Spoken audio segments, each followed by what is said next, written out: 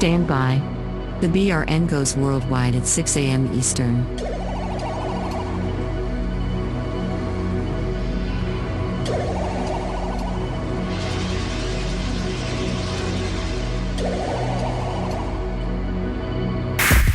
Attention, BRN affiliates. Showtime in 90 seconds.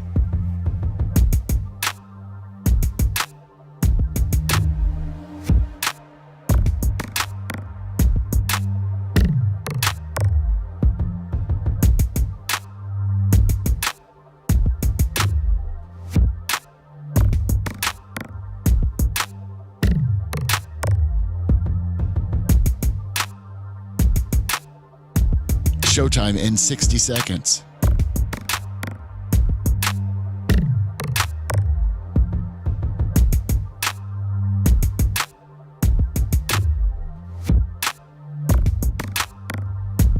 "45 seconds.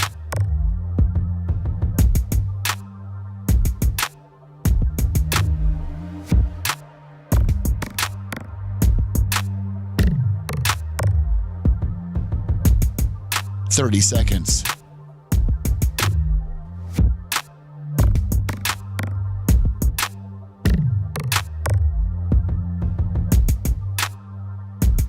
The show will start in 15 seconds, and this is your last audible warning.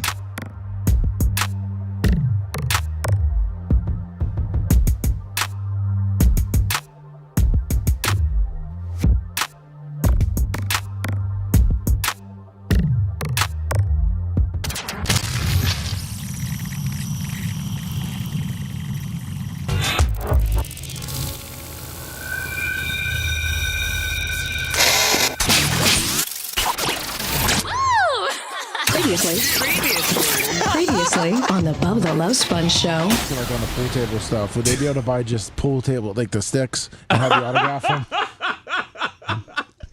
Can they just buy the 8-ball? I'd like to sell I'll sell them an 8-ball. I'd like to sell them the pool table as a complete set, Lummy. The table, Okay. the balls, the rack, the pool cues, the chalk, all of that. Rather than I'm now piecing out, people are just buying pool cues. A lot of the ladies in chat are asking to buy my blouses. You're listening to the Bubba the Love Sponge show. Broadcast rights for the Bubba the Love Sponge show have been granted to this station by the Bubba Radio Network and is intended solely for the enjoyment of our listening audience. Any rebroadcast, retransmission, or other use of this production without the express written consent of the Bubba Radio Network is prohibited.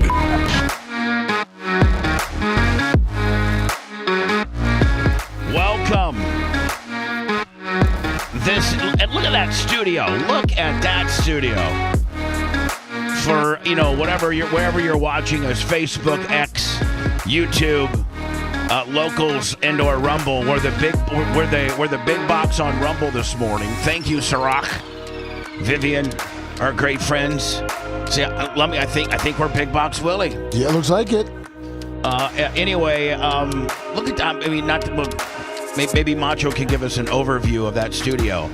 None of that's a green screen like some of these content providers do, where they'll put like a green screen behind you and it's really just, you're in a closet. We actually have a huge, huge facility. Well, can you put me on TV so I can get my props ready? You're on TV. I don't see me. You're there on you go.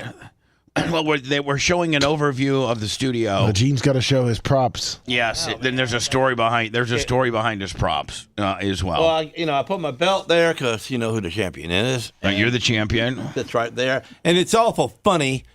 All right, so since I got the belt, ain't nobody even trying for the belt now. Well, I mean, Daco, and the belt don't matter no more. Well, here, if somebody, poor guys, if somebody comes out with something brilliant and super funny, and Travis Carrico, $50. But they're not even trying to do that anymore. Gee, nobody's done anything worthwhile around here in 6 months. So I mean, if you read some of the haters, I mean, we suck. Like, everything sucks. I mean, I doubled up on my belt by throwing in the Larry dude in the closet. That had to be a good one, right? The what? Yeah, the Larry dude in the closet. Yeah, when I whipped out, it's your turn.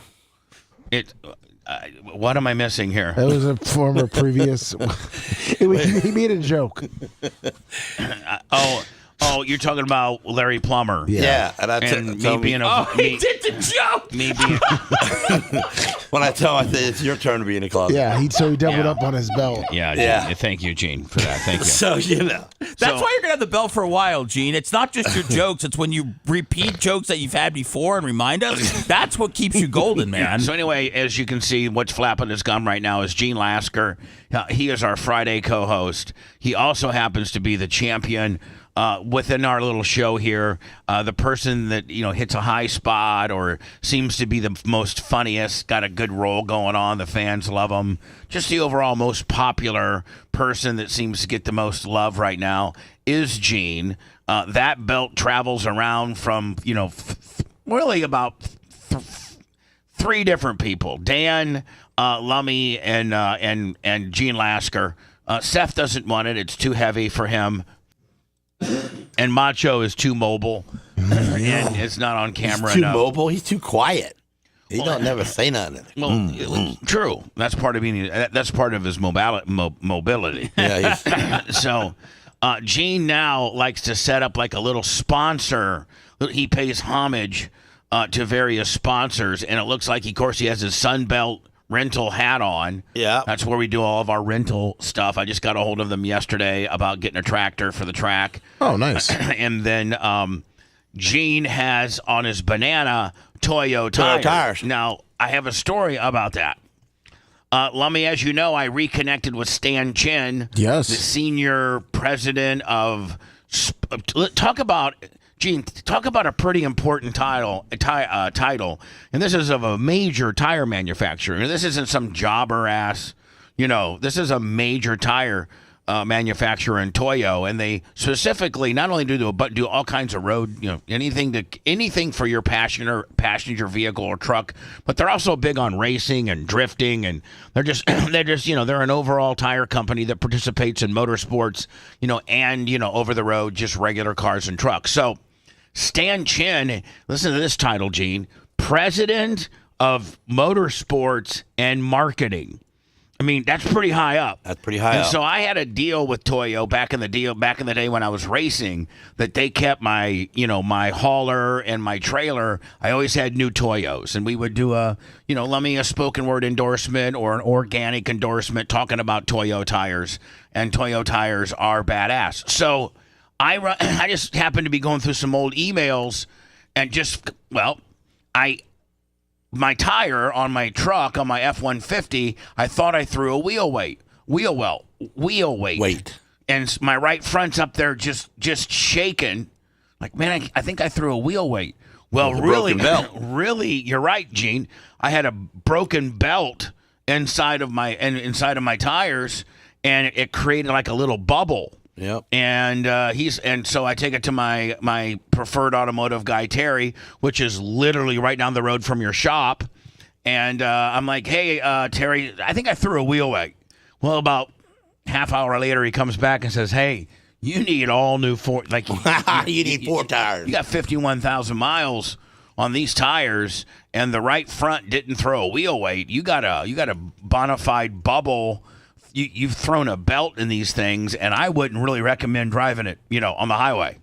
So he's like, I got some different tire options, all of which were, decent tires, but not on the level of a Toyo or anything like that. So I said, I got a Toyo tire hookup. His name's Stan Chin. So I got a hold of Stan. And I'm like, hey, listen, I got an F-150 Lariat, blah, blah, blah, 5-liter. Here's my truck. And I'd already searched. If you go to toyotires.com, they have an unbelievable search engine where you can pick out, what type of tire they make for your vehicle. They may only make 2 tires. They may make 6 tires.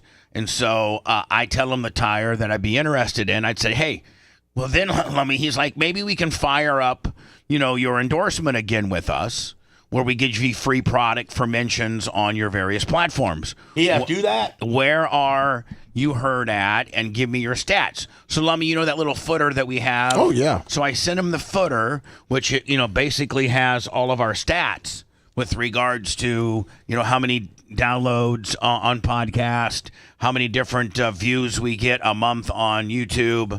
Our Rumble stats have been through the roof lately. So it just kind of gives you a little kind of our report card as to how many views we get monthly, yearly, what have not. He's like, wow, those are some pretty good numbers. Yeah, let's start doing business again. So he immediately, Lummy, I just got him. I think we got him maybe Monday. Monday, the UPS truck pulls out, flips out 4 brand new Toyo.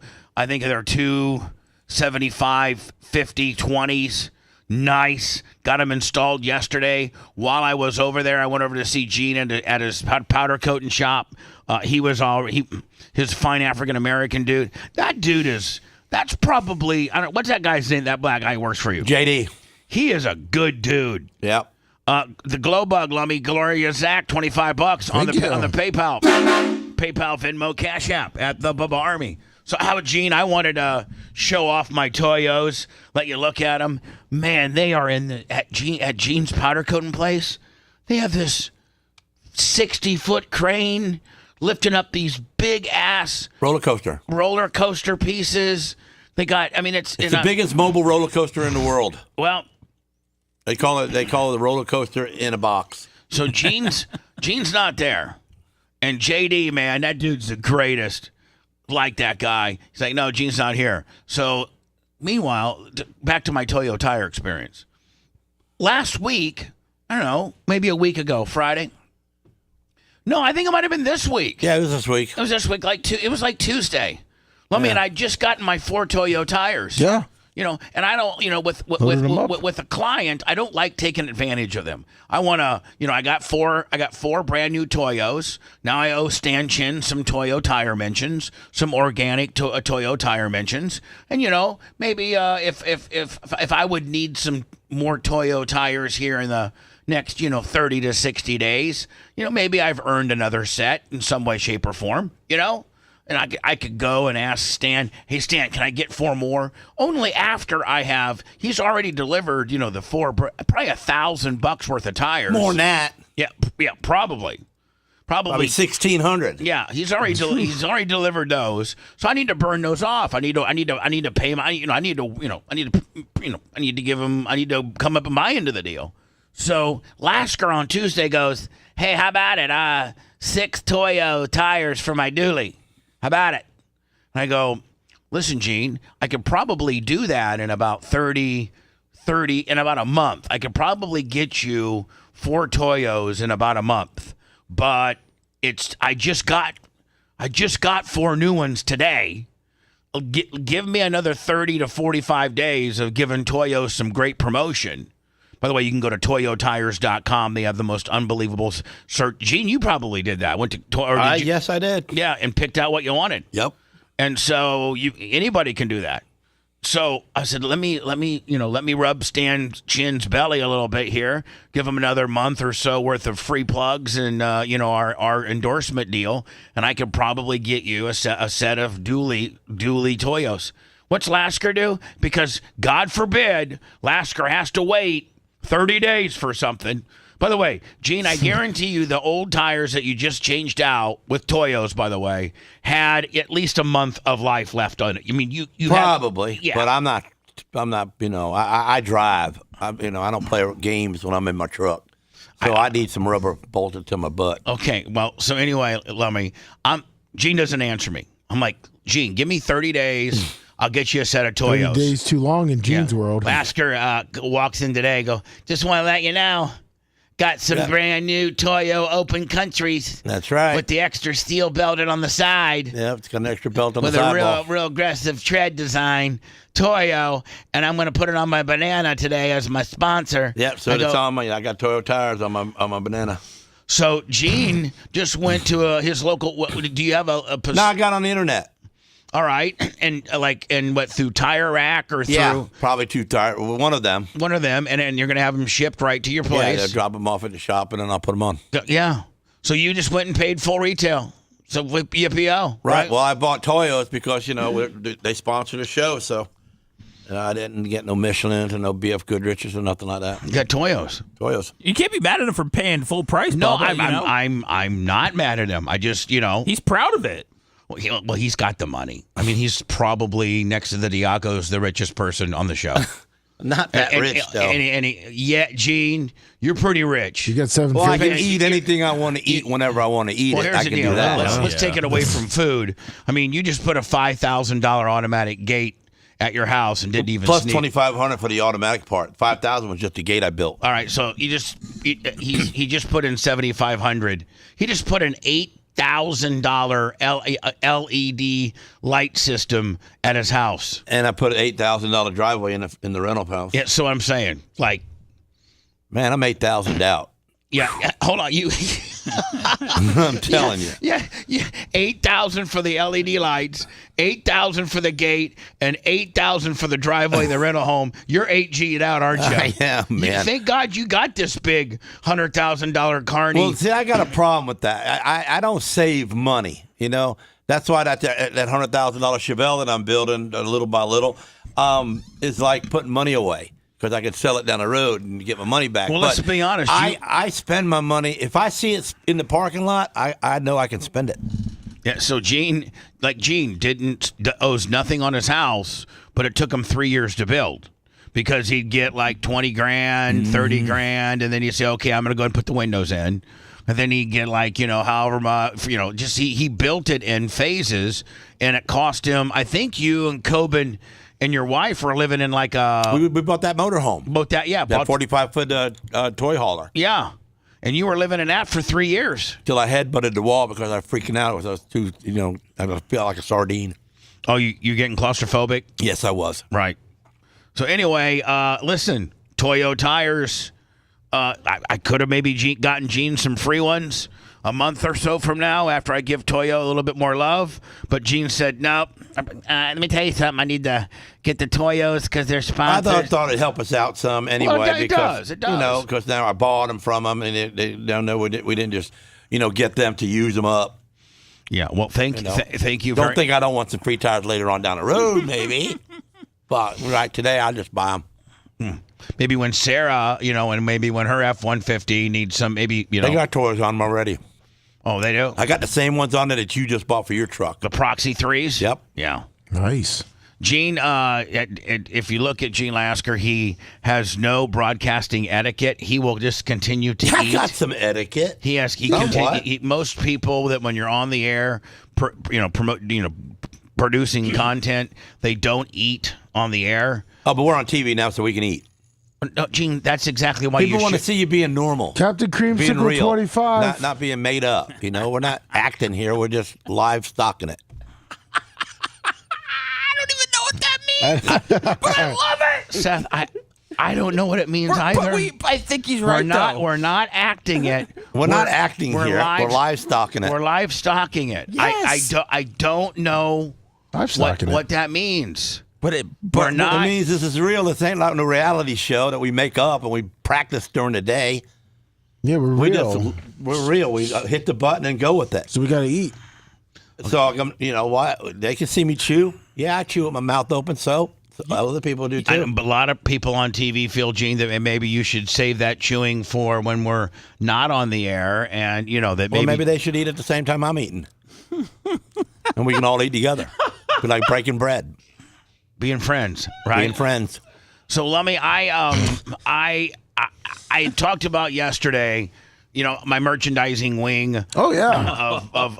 Of my world is Bubba Army Shop, Bubba Army Store, BubbaArmyMerch.com, and within there, by the way, we're reordering knives, but we're going to order a different knife design. Gene, remember the knife? Was good. Remember the knife that Mark from Tarpon showed us at BARP? That shot out.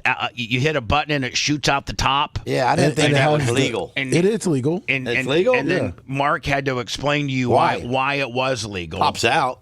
There's a technicality that makes it legal. I remember him saying that. So why it makes it legal is it stops when you got to like really jab it. It doesn't just go out the. Here's the stops deal. when you hit the So skin. here's the whatever. deal, Gene. The reason why it's legal is because it doesn't have the spring is not so. Has so much tension on it that if somebody put it against your skin and then hit the button, it won't come out. It wouldn't probably penetrate. Correct. Whereas if you have one that's got so much tension on that it penetrates, then that's illegal. Yeah, it does it. It won't shoot through your skin. It just kind of stops and slows. If you put anything hard up to it, it just retracts it back into itself. Correct. So that makes it legal. But Gene, at BARP, he gave Mark from Tarpon gave both you and I one. Yep. And we were both like enamored by it. We're like, wow, this is cool.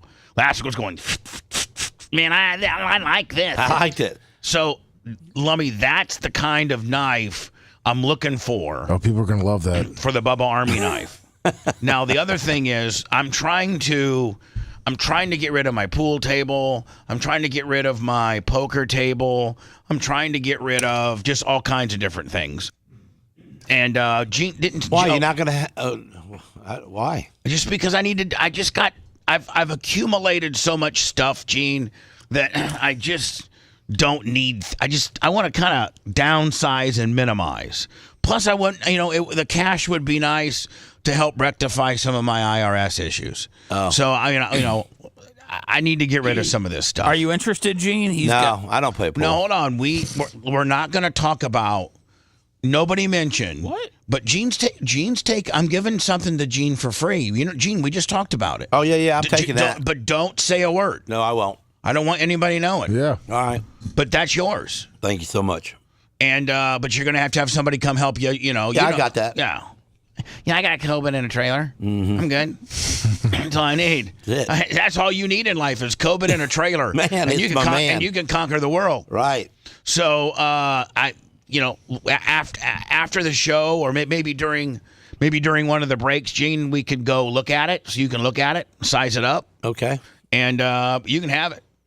So I'm just trying to get rid of stuff. Yeah, declutter. So on my merchandising wing of my show, Bubba Army Merch, Bubba Army Shop, Bubba Army Store. Now, Seth clowned me, but I have so many clothes. Clothes? So many. Yeah, clothes. Yeah, game used. Clothes, mostly sports stuff and stuff that I'll never wear again. That. Why, too small for you? Well, in some instances, yes. Some bring up bad memories. In some instances, like all the stuff I'm going to show you here, I can all wear. They fit Seth, so that's why he's bringing it up? No. I have. He's probably got some basketball or some football shirts in there that he might want. Mostly XXX, XXX, and 4X. Yeah, but it don't matter what size it is when it's a football shirt. Okay. Gene, shut up. Just let me get through this. Thank you. In fact, you might want some of it. Yeah. So Gene, would you be into wearing like another man's clothes that Probably maybe not, Seth. Probably not. And what about someone you admired? He didn't admire anybody. I mean, I don't know. I kind of don't. I don't care about, autographs. Yeah, you don't care about any of that. No. Okay, I understand. Yeah. So anyway, Lummy, we're gonna put on the website, Bubba's worn by Bubba's, I don't know, old or gently used, Bubba's pre-worn, gently used is the way you gently used clothes, and all clothes got the bitch in on it. So I was just gonna Lummy. I just caved up 25. Literally I went in, Lummy, this one storage area of my apartment. Yeah. Which I need to this weekend actually go in there and really. I just pulled out a few things. Just like I had 2 minutes before I had to get in my car and get here, my truck.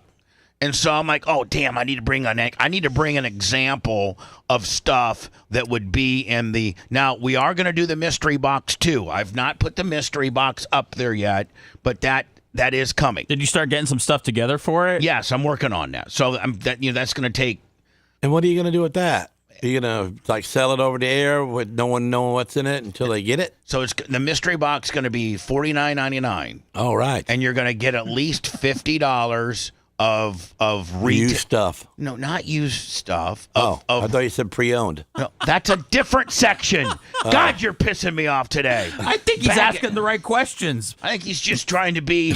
I'm not trying to be anything. I'm just trying to wonder be a dick. what $50 going to get you. Why don't you dance with me? $50 is going to get you if the two items in there you would add them up on what their retail value on the website. They'll be at least $50, and then I'm going to throw in a couple other things. Maybe it's a knife. Maybe it's a tactical bag. Maybe it's just 2 pair of sunglasses and 2 ducks. Let me some. I don't know. Yeah, I was going in the trailer yesterday, found some on the chip CDs or some. So this is mainly stuff that we couldn't sell. No, it's just extra stuff. It's just extra stuff. Oh, okay. Jesus. What if I just sat at your business all day and just told you how bad you're doing and how bad everything is? You'd be lying. Yeah. Well, okay. So anyway, we're going to have a Bubba's, slightly used pre-owned section. Yeah. And it'll describe, what size it is. And so again, this is maybe 10% of what I'm going to put up. But I may put them up in increment. Like, let me see. There's here 1, 2, 3, 4, 5. This is 6 pieces that I just picked out. Big Hands John's excited. He sent me a text and said he's going to order first one on there. You don't understand. First one's probably going to be the best one. You don't understand. Like, this is all going to be like 10, 12, $15. Like, this isn't going to be. I'm not going to gouge them because it was worn by me, thinking that I'm a big enough celebrity that, because, Seth, like in the pre-worn world of jerseys, like if you were to get a Steve Stamkos jersey, that's great. But if you had a Steve Stamkos game-worn jersey, that's a whole nother deal. Oh, yeah, that's the one you want. Now, how are you selling these again? Just straight up on the website or an auction? No, it's just up on BubbaArmyMerch.com. Okay. And once one's gone, they're gone. So let me, without further ado, I'm going to go through. It's exciting. I'm going to. What, do you got a box of stuff there with you? Oh yeah, he's got some shirts. Oh yeah. I got 6 examples of. Damn it. Okay. God, I hope we do 6 each break. So now listen, Lummy. This is the jersey. Remember when we did Bubba Paloozas? Oh yeah. I would always pick like one of the most famous or an obscure player on the professional. Like when we were in Pittsburgh, I had a Jack Lambert jersey on. And when we were in Chicago, I think I had a Dick Butkus jersey on. Yes, you did. And when I was in New Orleans, I had remember the guy who's I don't think he has the record for the longest field goal anywhere, Tom Dempsey. So this is a XXX. This is what I wore on stage at Bubba Palooza, New Orleans, and this is a Tom Dempsey 3X, jersey. Nice. That would go for like $15. Oh, the Yinzers are excited. She says she's going to buy everything up for Chuck. Now hold on. 15? That's it? Yeah. Really? Wow. 15 ain't enough because that's a $70 shirt. It is. It is. It's 15, Gene. Like it is. So now this is an Under Armour. I could wear this right now. I just don't like bright colors because it really pops your fatness. So now if you can look here, this is a brand new Under Armour Heat Gear 3X, kind of not a shirt that you could wear with a pair of jeans or something like that, Lummy. It's got a little bit of a design to the right. See it? Yeah, what does that design do? It's like spider web? Yeah, it's like a spider web kind of deal. It's like just a different design. Like, $10. I'd wear that. Like $10. Oh, that's nice. $10. That's Under Armour too. Wow. Hold on. Here's a Green Bay Packer. I think this might be a XX. Hold on here. Ooh, that looks like one of the 1920s. Oh, this is a Green Bay Packer throwback long sleeve. Now, this happens to be a 2X, but this is a Green Bay Packer long sleeve. I don't know that it's ever been worn. Like $12 for that. Can I give it a smell? I'll take 12. I'll buy that. Let me see how it's holding up. Yeah, look at it. Go ahead and look at it. I mean, you can be my quality control director. Yeah, I used to work at Bell's, so I do have that experience. I mean, you can tell that thing's never been worn. You worked at Bell's before? What department? The shoe department. But I mean, I don't want to talk so about you had to sniff people's feet every day? I did until I got fired. Seth, yes. Let's just stay Let's on focus. point here. Okay, I yeah. mean, that's pretty badass. No, this Thank is good you. right here. This is I mean, I would charge $50 for this, Bubba. Yeah, I mean that probably cost $80. Can I do HSN? We have right here official let me- NFL merch. Bubba, This that is one from could be Todd worth a Clown. lot Now hold more. on. This one that I'm going to put up now You know him from his documentary? is probably going to be maybe a $30 or a $40 one. Yeah, that's been on TV. Because this has been on TV before. That's right. This is a double X, and this is the old throwback East NBA All-Star East, and it's LeBron James. It's LeBron James, and I wore this. He's somebody, right? Oh yeah, and I wore this Lummy at the Bubba Palooza Vegas meet and greet with Brent Hatley when we went out there. And you wore that to Ronnie Roast. And I wore this to the Ronnie Roast. Yeah. Yes, this has been on TV. Now I'm going to hand it over to Seth just to look at the quality of it. Yeah. That's got to be worth $50. That's probably that might be a $50 deal. Oh, yeah. Stitching's nice. And you smelled it. You have to, Gene. Got to, Gene. I mean, what do you want me to lie to the people? I You mean, got to smell it. if it smells awful, I have to Yeah. be honest. Because if it smells awful, it means it's got mold on it, or these are all laundered. They're all. You smelled on it like you wanted to, though. Well, he has to smell like he wants it. That's the only way to really smell Gene, something. aren't there parts of your job that you don't like? You know? Yeah, all of it. Can you imagine if we just sat at Gene's and just picked him apart all goddamn day? I'd oh my praise God. him. I would praise Gene Now all this day. next Stick one, my dog on you. let me. The next one, this could be. This could be the one. No, this. But I think it's worn by me too. now it's worn by Seth. Whoa, Damn, 2 for 2. It's picture, too. Yeah. So this next one, Lummy's going to piss Seth off. He's not going to want to feel it. But He's not going to want to smell it either. when I went up and did my Bubba TV pilot at that time, WGN. I'm sorry, the Tribune company they hadn't sold the Cubs to the Rickett family yet, or whatever the hell, and so the Chicago Cubs gave this to me, much like the White Sox gave Tony his pullover. Yeah. Look at it. This is a Chicago Cub. Okay, what size is it? I think I should probably keep. This is a 3X. I was going to say, I'd buy that. Look at that. That's nice. Chicago Cub, never been worn. Cubbies on the side. Boom. That's like $25. Oh, I'd buy that right now. $30. Oh, that's a lot more. And then finally, You can wear that to the store, and the Yankees will leave you alone. and then look at this. This would be something. This is a 3X, and this is a Van Heusen 3X dress shirt. Oh, nice. And $15 for that. So as stupid as you guys think my ideas are, and by the way, I got probably another 100 pieces. Bubba, to be honest, instead of selling it one by one, if you're going to sell them for like just $10-15, you should just sell them as a lot. Just take like 6 or 7 things and put it together and just go, $100. Really? Or you could just do one by one if you want to list them all individually. But yeah, I mean, that might be. Yeah, if somebody's buying one, they want to buy a couple. Maybe just So, put it by like- sizes or something. Maybe put them in like groups of like 4 for 100. Yeah, or like here's my jerseys, here's pullovers, here's hoodies. Maybe do something like that. Yeah, I haven't quite listed them yet, so there's all kinds of different parameters as to how we could list them. You know what I'm saying? Like I could do it that way and it not be a big deal. So this weekend, Lummy, I'm going to work on getting them all inventoried and what we're going to. But I just wanted, everybody was clowning me. But oh my God, who wants to? This is all nice stuff.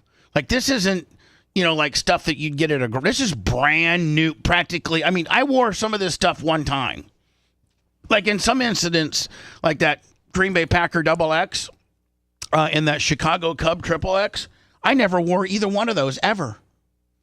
And if you could pick that up for $15-20. And it's just worth the price of the hanger, man. These are some thick ass hangers you got. Right, like, as you can attest, Seth. As you can attest, they've all been. And Lummy, that kind of helps the integrity of when you're storing clothes, folding them compared to hanging them. A hung shirt holds up better than one that's been folded in half. Why? It just does. It just. the material's not getting crinkled, doesn't have a permanent. Like, Gene, if you fold a shirt and it stays long enough in a drawer with pressure on top, it's going to develop a crease. Whereas a hung shirt naturally hangs in more of a natural type way it's going to be worn. So I don't know what chat's saying. I don't know if people, but I think this is maybe yesterday thought it was stupid and now think, wow. What are they saying? I would say it's a 50-50. You got some people Really? saying 50-50. that they're excited to buy a lot of the stuff. Really? But there's some people saying it's stupid? You had a couple haters that are saying what it's do kind I- of, at Tradio. This is garage sale radio. What? Yeah. So what? We're in the garage sale business right now. Want to listen to the show on demand and on the go? Enlist today at BubbaArmyHQ.com. Sign up and start listening. The Bubba the Love Sponge Show will be back after this.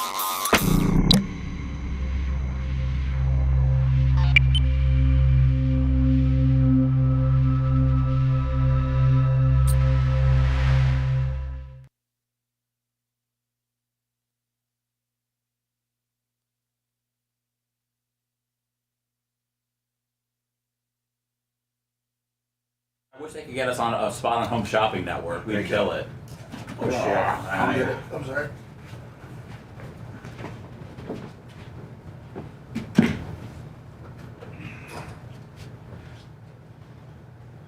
Turn the beat around. Radio Tradio. Killing us. Love to hear percussion. Are we the big square on Rumble? I think so. Oh, that's gonna be that was a good audience to see the stuff.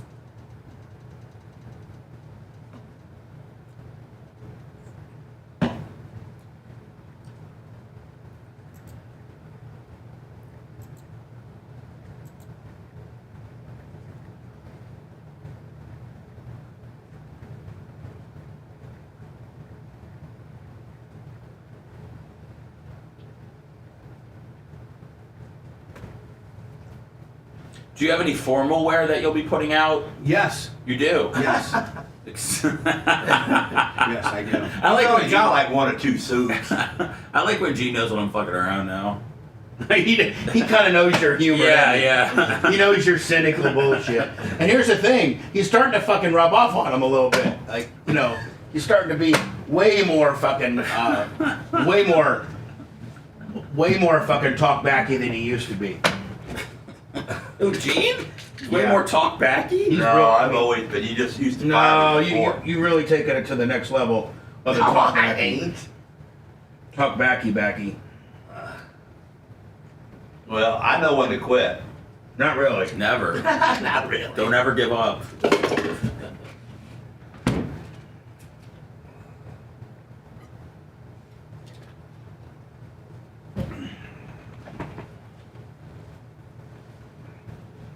Who painted that Donald Trump painting in the hall? It was given to us for a while. We could get a nice little pretty penny for that. Can you imagine if we could get Roger Stone to get him to sign it? Oh, I'm sure Roger Stone's gonna shuffle in a fucking 8x10 of Trump getting shot to sign for you. That's true. You know what? You make I stand correct. You make a hell of a point. I know. It's only because I see people walk in the White House with nothing. I mean, it's usually kind of. Yeah.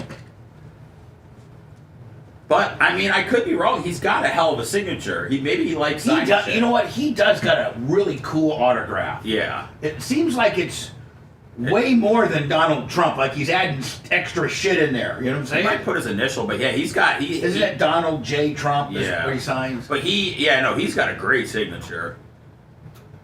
Got a Big M Sean just texted me. He's got money burning in his pocket for Bubba's stuff.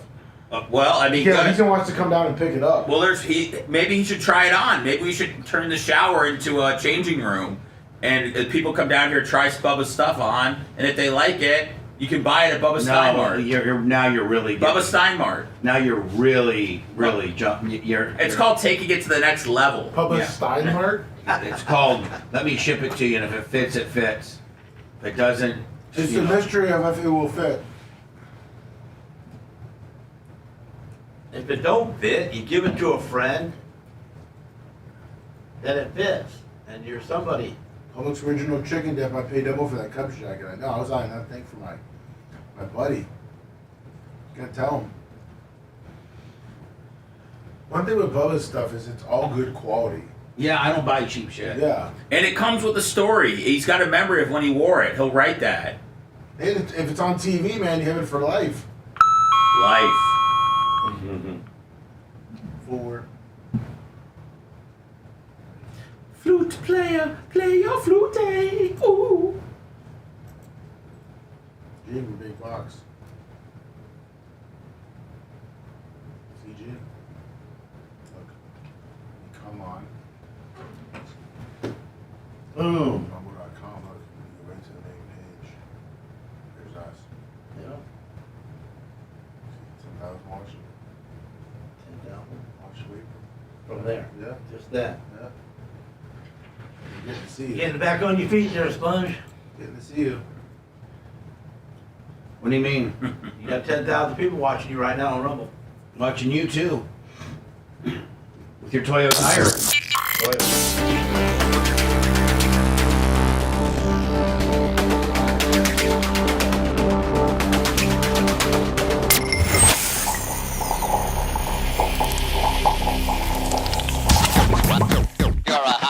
Now let me tell you something. God does not jump out of your wallet to pay those bills. Those bills keep on coming, oh say the great Gene Lasker. Go ahead and open the wallet for us though, and donate via PayPal, Venmo or Cash App, all at the Bubba Army. Now back to the show. I've caught a little ribbing, if you will, or heat for my old clothes section, soon to be posted up on Bubba Army merch store or shop.com. Then I posted up on that bitch right there, cuz. Please. Boom.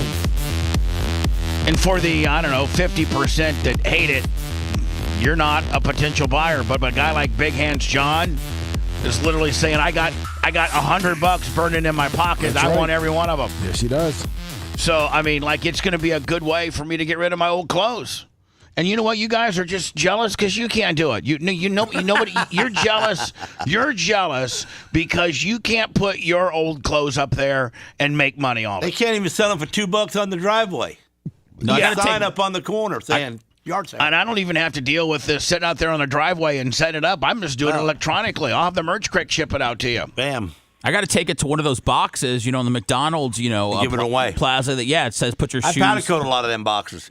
Oh, like one of those donation boxes? Oh, yeah. I hate them. Yeah. Hello, who's this?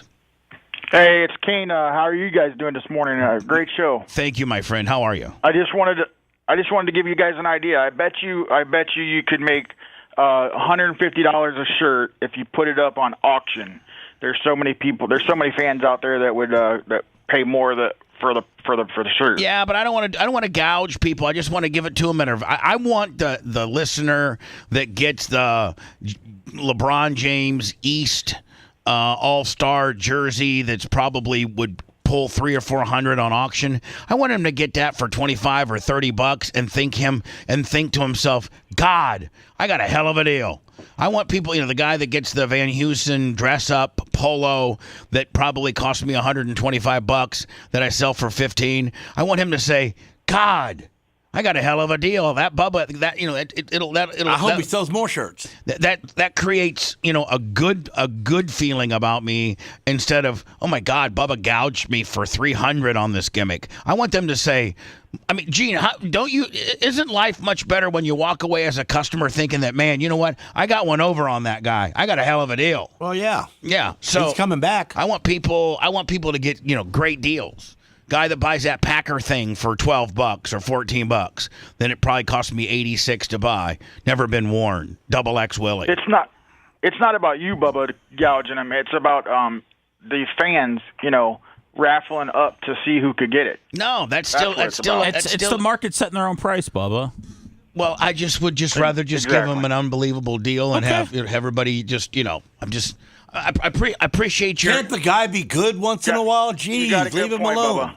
Appreciate you. Thanks. Can I get, how about, I gouge you guys enough. PayPal, Venmo, Cash App at the Bubba Army. BubbaArmyTips.com. It's $2,400 if you want to come to the BART party with a ring. I nickel and dime the hell out of you. Buy a backpack. Buy some Bubba Army Alpha Volume 25 fragrance. Buy the slides. Buy the brand new Fat Man Dunk 3s. I mean, I'm just constantly trying to get in your pocket. Why not try to give something back a little bit and just give you something that's... Now, I think all of our stuff is really, really economically priced. Like the backpacks that we sold. Oh, I think we sold for priced. $44, but they're literally an $80 backpack. Yes. So, I want the reputation of... I like Gene, when you go to the races and you go to the merchandise row, I mean, the race, like Jonathan Davenport and Hudson O'Neal, their race shirts are now $45. Jeez. I know, man. I can't buy all of them. So mine are $24.99. I mean, But you don't win. Well, I just don't make as much money. Oh. Instead of making $25 a shirt, I'm making $12. Yeah. So... That's kind of my premise. So anyway, look for the Bubba slightly worn used clothes section. Probably, I don't know when it's going to go up, so just keep checking. Bubba Army merch, Bubba Army shop, Bubba Army store. I got to tell you, I got a very, very, very jam-packed weekend, so I might be able to this weekend just pick out the clothes, and then Merch Crick and I are going to have to inventory them as far as, price them and maybe do bundles like Seth said. So there's a lot of different, things I have to consider doing. They'll go quicker that way. So, unfortunately, this next story, Hillary Duff is full hot because there's a dude that's taking pictures at her kid's, is it soccer game? Yeah. Okay. So Hillary Duff, obviously a star, although not so much anymore. She's decided to step out of the limelight, but people are still a huge fan of seeing her in public because of her body. She's kind of chubby now. But she's got that donkey. I mean, she has got that donkey. So anyway, here's the problem. If you're Hillary Duff or you're anybody or LeBron James or both, Kevin Hart, Dwayne "The Rock" Johnson, and you're going to put your kid in a public venue to play sports, it's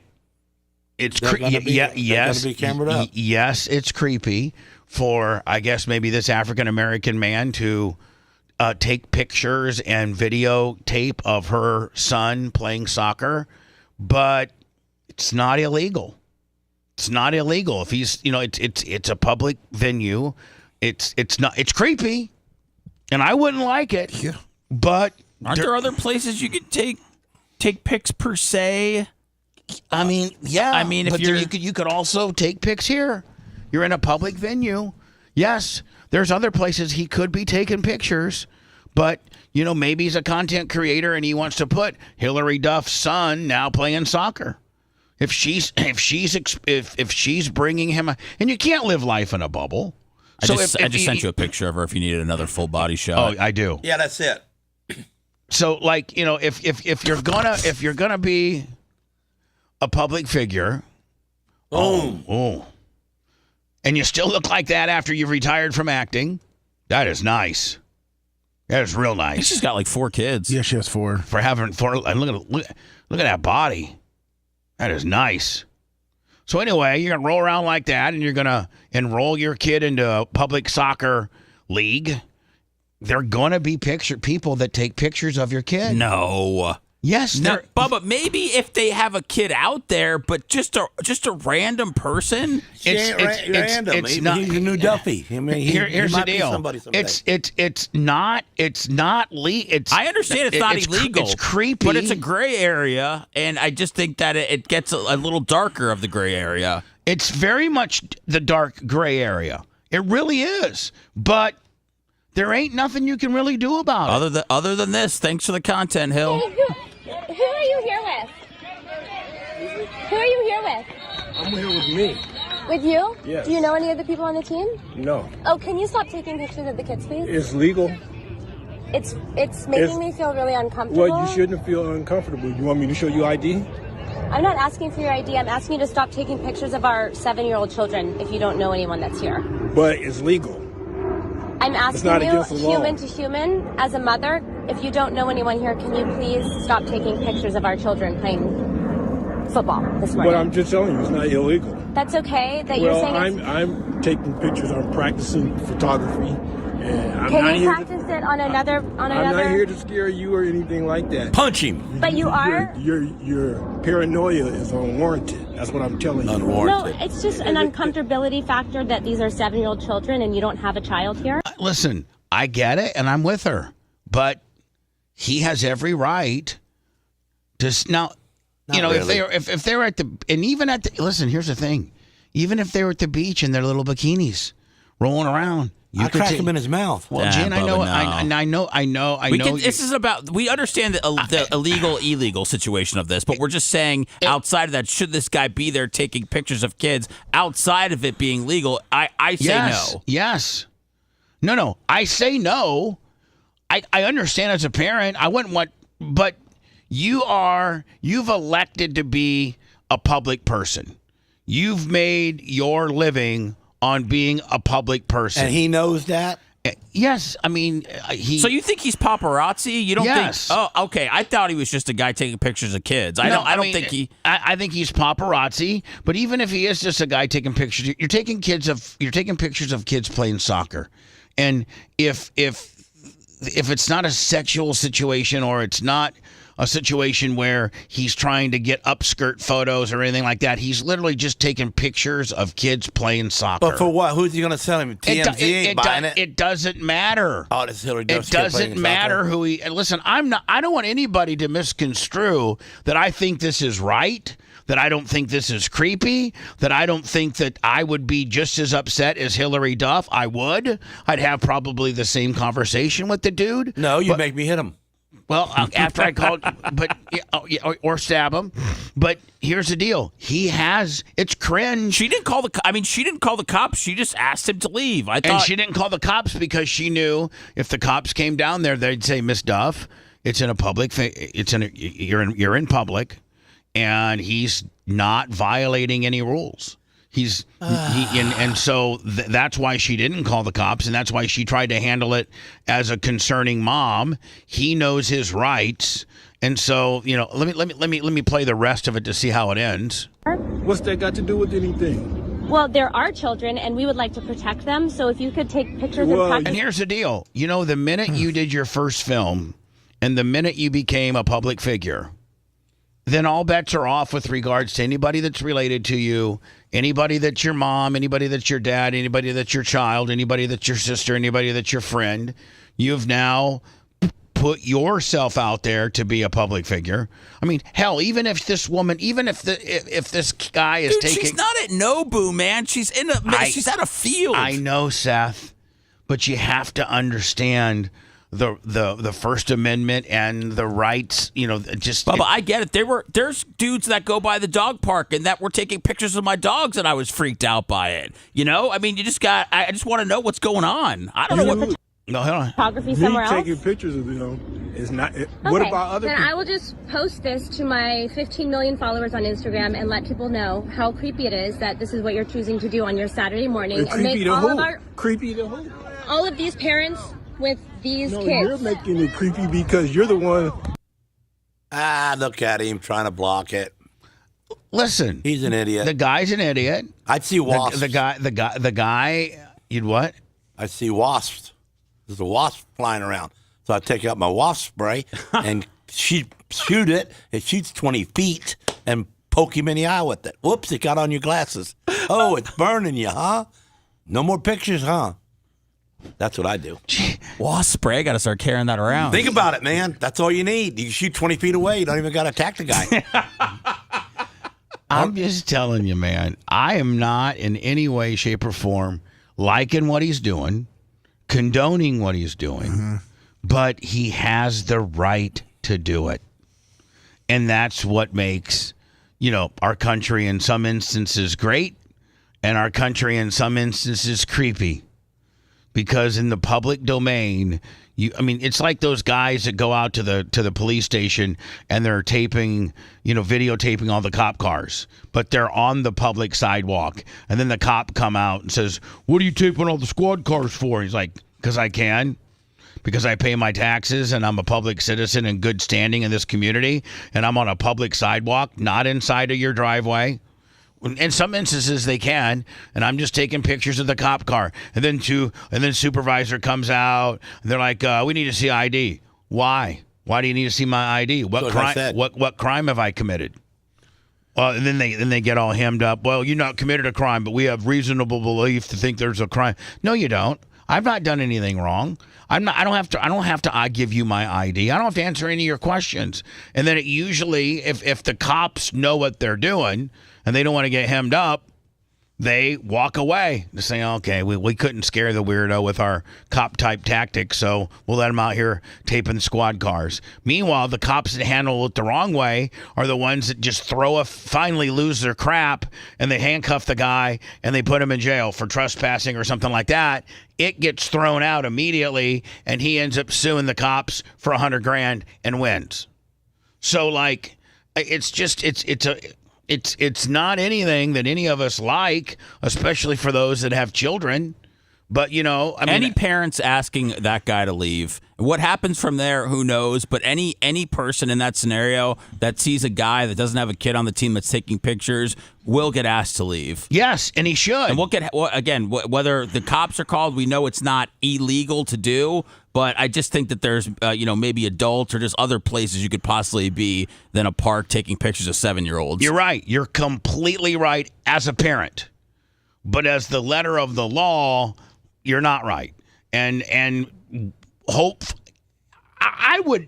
Here's my problem.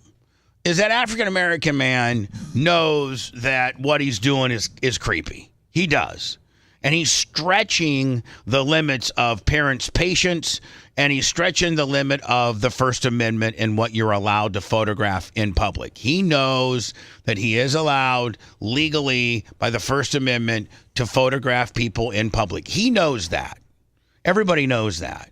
But it seems like you're just asking for problems when you go and do something.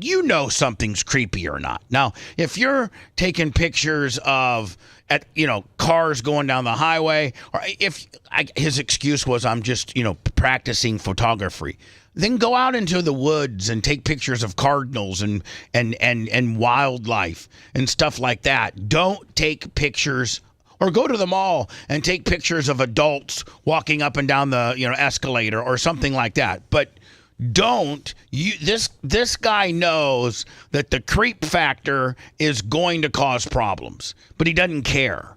And that's the problem we have with our society, is that we don't care.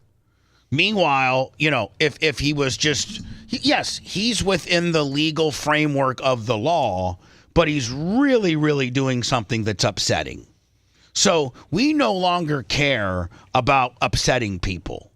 Seth Kushner couldn't walk up to that dude and say, "Dude, I realize that you have the right to take pictures of kids playing soccer on a public field. You do. Absolutely you do. But you know what? It comes across as creep. It comes across as cringe. If you could just take pictures of something else besides our children, in the day and age of people being able to post photographs, and photographs being able to be AI and regenerated. And next thing you know, he's got your kid kicking a soccer ball on a nude body, right? Because he's photoshopped it. You know what I'm saying? Yeah. And it's so like, it's like the dude is to be punched in the face. Well, he needs to be like Gene said, he needs to be wasp sprayed. Yes. And Gene said those things will go 20 foot on a straight line. But, so the problem is, back when we were growing up, the First Amendment was as strong as it is now, and it was legal back when I was playing, when I was playing Little League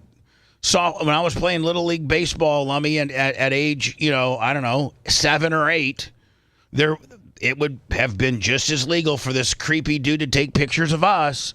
But Nobody did back then. There wasn't that many wearables. Well, the technology wasn't as good back then. Well, no, either. yeah, but just nobody did, and anybody that did take pictures were parents. Yeah. And they waited for little Johnny, their son, to get up to bat, and they snapped a few pictures of little Johnny, or they had their remember the beta camera that was like the size of a microwave that you had to put on your shoulder to in order to tape. When little Johnny got up to bat, now they didn't tape the entire game and got your kid on there for the most part, but they got their. When little Johnny got up to bat, they kind of maybe repositioned themselves on the bleachers, so they got little Johnny, in the hit that he got. But we didn't have these problems. People didn't stretch the bounds of the First Amendment. They just had more couth and more protocol, if you will. More tough dads out there just grabbed him by his neck and drug him out there. And right, and then when the cops came, they said, "Hey, sorry, you know what, buddy? You probably shouldn't have been taking pictures of kids." There you go. But today's world, man, and our and part of the problem isn't the fact that he's taking pictures of the kids. Part of the problem is in our day and age of AI and photoshopping, he can take a picture of your kid and turn that into something that it's not. Meaning, let's say, he's got, Walker kicking the ball. Yeah. Well, and that's the way it is. Walker has shorts on. Walker has his jersey on. Walker has his cleats on, whatever. Well, in today's world, he could Photoshop that where Walker's wiener's hanging out. Oh, jeez. No, but like for real, you guys know that. They didn't have those capabilities back in the day. The picture would be back in, 15 years ago, the only thing it could have been is Walker kicking the ball. That's it. Because we didn't have the technology to to download an AI generated bot or software and change Walker, keep Walker's face, and then put disturbing images out there. Disturbing the Nirvana like wiener on there. Yeah. This is a little off the topic of little kids being naked, but I did want to bring up something from chat that somebody said we're being racist with this guy. Not at all. That he was doing nothing wrong. He wasn't doing anything wrong. We're not being racist. I'd beat the white guy, Puerto Rican guy, or the Chinese guy up too for doing the same thing. It doesn't matter his color. Gene sees no color when a guy's being man's creepy. a man. He's a stupid-looking mustache up, and and don't have much teeth in his mouth. So he's a lowlife, and you can see that.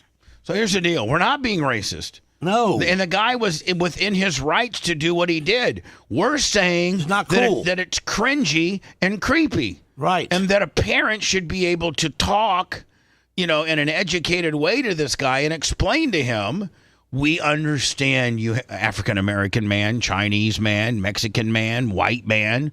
You're scaring my wife, and that's not We understand that you have the right to snap photos of my daughter and Lummy's son. We know that. We get it. We get it. We think, but can you understand from our standpoint as a parent that it just makes us uneasy? And you know what? Back 15 years ago, 20 years ago, that guy, that's not in today's stone ass woke society would say, you know what? I get it. I'm sorry. I don't have any bad intentions at all. I was just practicing. I got a new lens that captures high speed sporting events, and I came down here. But you know what? I'm out of here. I'm not here to cause any problems with you parents. You know what the real moral of the story is? We don't need any more photographers in this world. There's enough, okay? We got our phones. We're good. Everybody's a photographer. Practice some woodworking, buddy. He had some money in that camera, though. Yeah, he had. And here's the deal. A guy that's just learning photography doesn't have that type of camera. No. That camera was you gotta know how to use somebody that really is probably pretty handy with photo. Wasn't Dr. Dan doing photography for a while? Oh, I think Dr. Dan's done everything. Okay. I mean, I think Dr. Dan's going to start hot air ballooning next weekend. Dan's done it all. I really think he did do photography. He did. Yeah, he has. Yeah. He's got $40,000 Nikon, and yeah, exactly. I think Gene had 7-Eleven hand deliver or walk over from 7-Eleven and bring him his food. No, I didn't. Because 7-Eleven left work. I was at 7-Eleven. I was picking up my donuts, and I happened to look into the little case that's got the cooked biscuits, and there were some round little balls, and I went, what are those? Bread? And he goes, they're cheese bread. They're great. And I said, okay. And I didn't buy them. And he says, I'm going to bring you and Lummy some breakfast today. And I said, okay. Where's my cheese balls? They're right here. It's for everybody, but he said Gene needed it delivered. So he walked over here and he just walked back to work. Yeah. So geez, he's on the clock? Did he leave the store unattended? No, he had So I there. walk in there this morning and I look down on the ground and there's like 4 orange Gatorades strapped to a package of 8, but a couple of them's missing. And there was 4 blue ones. And then there was a half a case of Coca-Cola, and there was a half a case of water sitting against the wall, used, like not used, but half drinking or nothing, but some of them were missing. So I said, hey, man, you got some drinks out there, Pop? He goes, yeah, somebody left them, and they just been sitting there. I said, well, I'm going to take them. And he goes, okay. So I loaded them up in my truck. I got me 8 Gatorades, probably about 12 or 15 waters. Plus and about 10 cans curbside of delivery with the cheese balls. And then, say it, plus some curbside delivery with the cheese. Yeah, plus the 7-Eleven curbside. Plus, he's putting all paparazzis that are taking pictures of kids at the side. And I think he may have just given. I think Seth is going out this weekend and buying some wasp spray to be able to blast. And except you go up to the dude and you say, dude, what? Stand still. Stand still, man. There's a wasp all over you. There's 4 or 5 of them. Hold on, I'll kill them. And then, zip down right across his eye. face. Right across his eyes. Oh, sorry about that, dude, man. Sorry. And then, but I think I got the wasps. But I got the wasps, and you're not going to get bit. Am I hiding before I tell them there's wasps around? Do I hide the wasp spray? No, don't worry about it. Nobody Okay. cares about wasp Well, spray. Nobody knows what you got in your hand. Well, no, but if Phoebe's got like a big enough purse to put it in there, you might want to put it in there. You just don't want to be rolling around. I got my backpack. I got yeah. Put it in your backpack. And then tell us, I'm so glad that I had this wasp spray to help you out, sir. And Seth, then you say this too. You ready to better? Be like, listen, I am allergic to wasp stings. And so, like, I have to have an epi. Some people they go into, like, what is that, anaphylactic shock or something. If you get stung by a bee or a wasp, a lot of people need an EpiPen. Yeah. They have. Ask him if he's got one. Hey, man, do you got an EpiPen? EpiPen, man? You got one? No, What the heck is that? But, Gene, you establish. So Seth would say, hey, I just want to let you know, man, I am highly allergic to wasps and bees. Yeah, man. So that gives. How about you, dude? Are you? That gives Seth. I don't want to bite me neither. That gives Seth. Oh, man, there's 4 of them. That gives Seth the standing of having the spray. That's because right. then so. Make friends with him. So then 5 minutes later, Seth goes. Spray him in the eye. Oh, my God, there's 4 behind you. Just hold on. Of course, the guy's going to freeze. Yeah. And then Seth brings out his 20-foot, black flag wasp spray and shoots it over one shoulder, right, Gene? Like you're getting him, and then just go right across the grape. Just make it like it's got too much pressure and you can't hold on to it. You know what I'm saying? Like a fire the can's hose. going wild in your hand. I did. Listen, I've already told the story when Gene, one of our arch nemesis in radio, MJ, was at the wrestling match with us. And Gene poured a 64-ounce Thirst Buster Coca-Cola right over his head. Right over his head. Really? But I made it look like I was tripping over some people's legs. Yeah. So I cut through, so, hold on, and then I tripped on the dude's legs. We're at the WWE, like Monday night. It was either WCW or WWE, Monday Night Raw. And Seth, we're front row, and across the way to our right was MJ, and he was like second or third row. And I go, Lasker, look there's that pubic hair little bonnet afro losing, dwarf. And he goes, I know how to get him. I go, what do you mean? I said, Gene, we can't fight here. We can't do anything here. He goes, I got it. Just watch. Just watch. Give me 10 minutes. So he goes and up to the concession stand. $15 Coke. And gets one of those, Seth, they sell like the commemorative John Cena, 64-ounce Thirst Buster. Yeah, he gets a drink out of his bicep. Right, exactly. And it's got a little cup handle on it. Oh, yes. And so he goes, and it's literally $15, $20. It might have been $15 then, Gene. It's probably $25 now. Right. So Gene goes and acts like now MJ's at the very end of one row. Well, Gene starts at the other end. Starts behind him.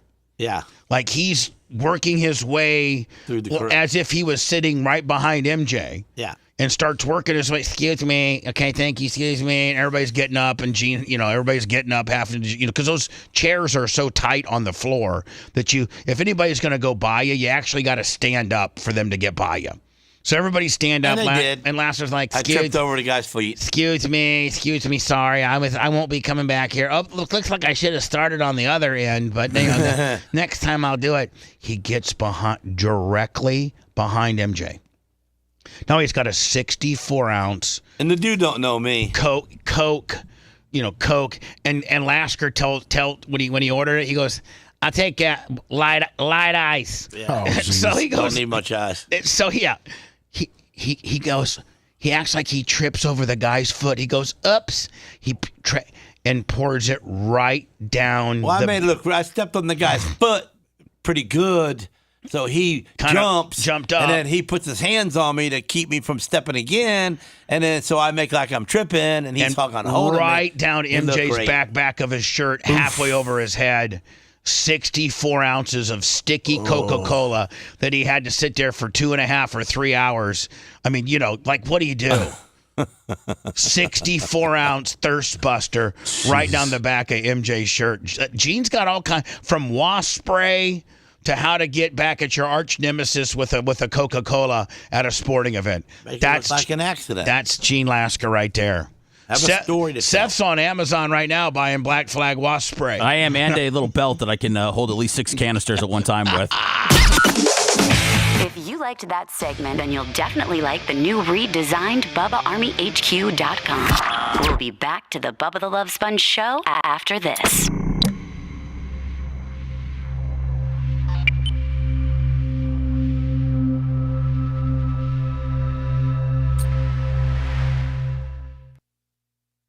I'm good on a cheese ball this early. There you go, Bubba. I just looked. Cheese ball's an afternoon. That's a cheese ball. I don't know what that is. The little cheese bread's pretty good. Okay.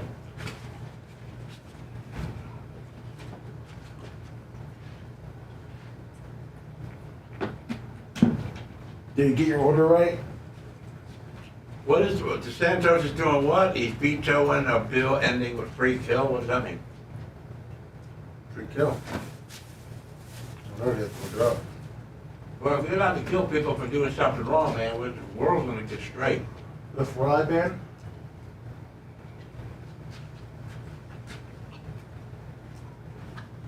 Yeah, DeSantos ain't letting no fluoride be in the water anymore. What? Oh, fluoride, yeah. I thought fluoride was good for you. Oh, they just took us off the big box, put some other stupid fucks up there. Oh no.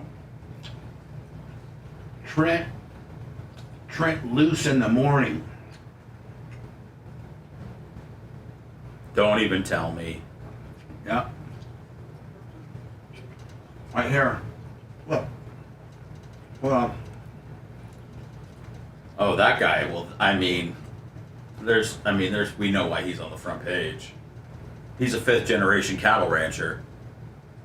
I mean, we don't have those credentials.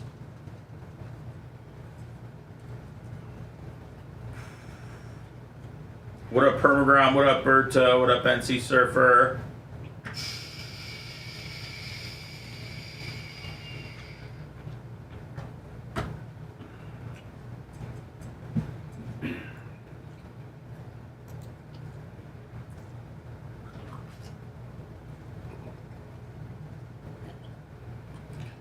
God, they fucking sell tennis cards for $475 a box. What in the hell? What in the hell are you Of tennis doing? players? Yeah, I don't even know what. I gotta see what's in there to see how you could even come close to getting your money back.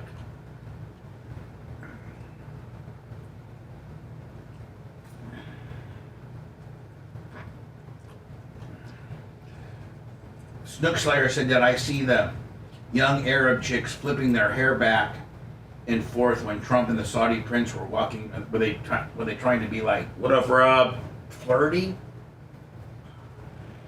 What up, Dirt Merchant? That's true. We're only at 1st generation. Once we get 4 more generations, we'll be on the front page. Yeah, we got a while to go. That would be Sammy's child's child. I hope not. Who is that? Jamie. I mean, it wouldn't surprise me if Denver won, but OKC's my backup squad after Memphis. I love them. So semi-auto against Travis.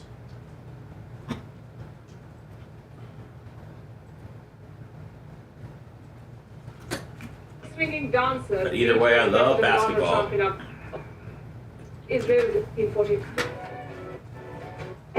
Imagine if the Celtics pull it out tonight. Woo! Woo! It's gonna get fucking sweaty. Of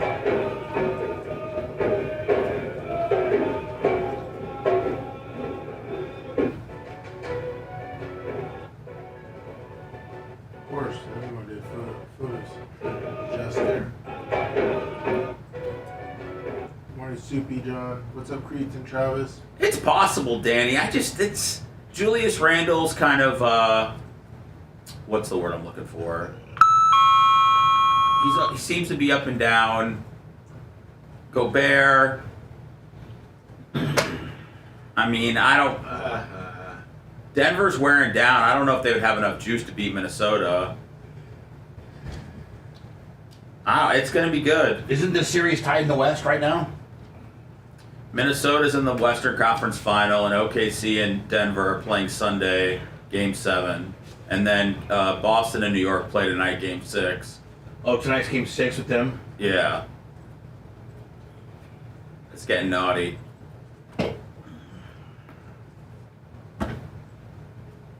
It's great, man. I was watching the NHL for a while. I did not remember how great the NBA playoffs were.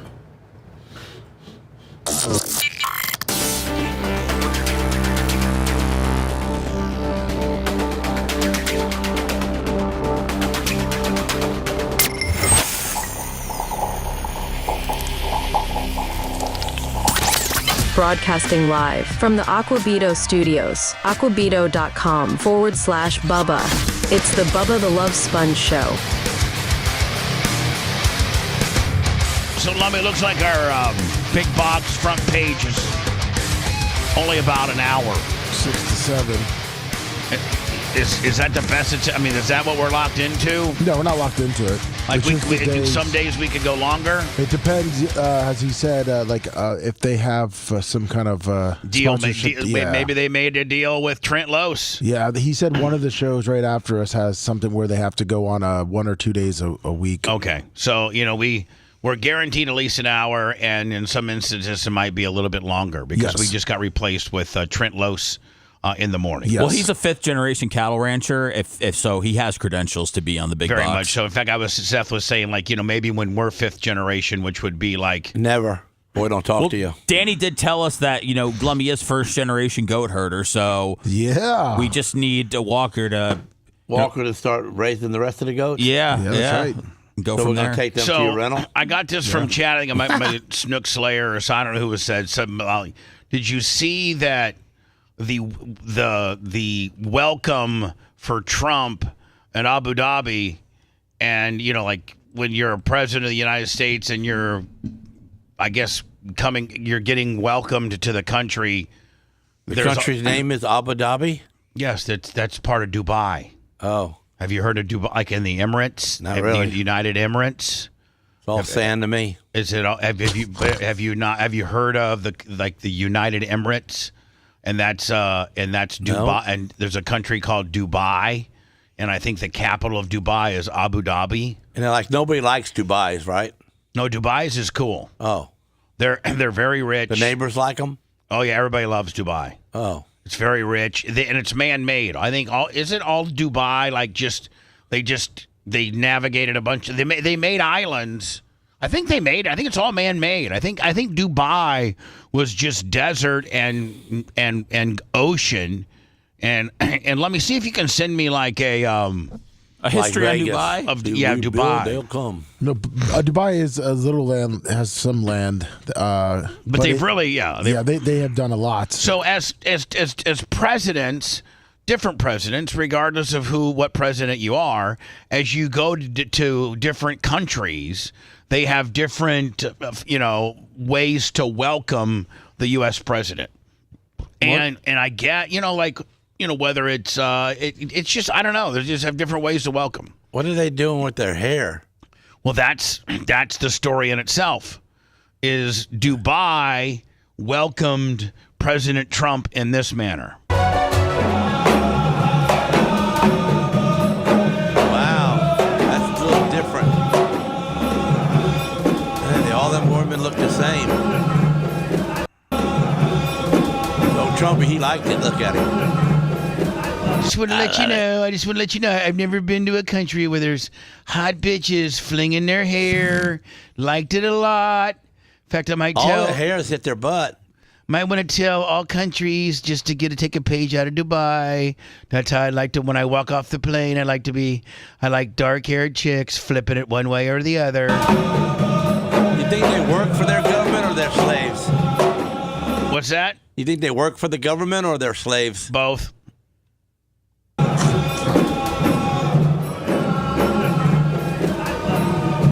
She says it. I love it. Hold on.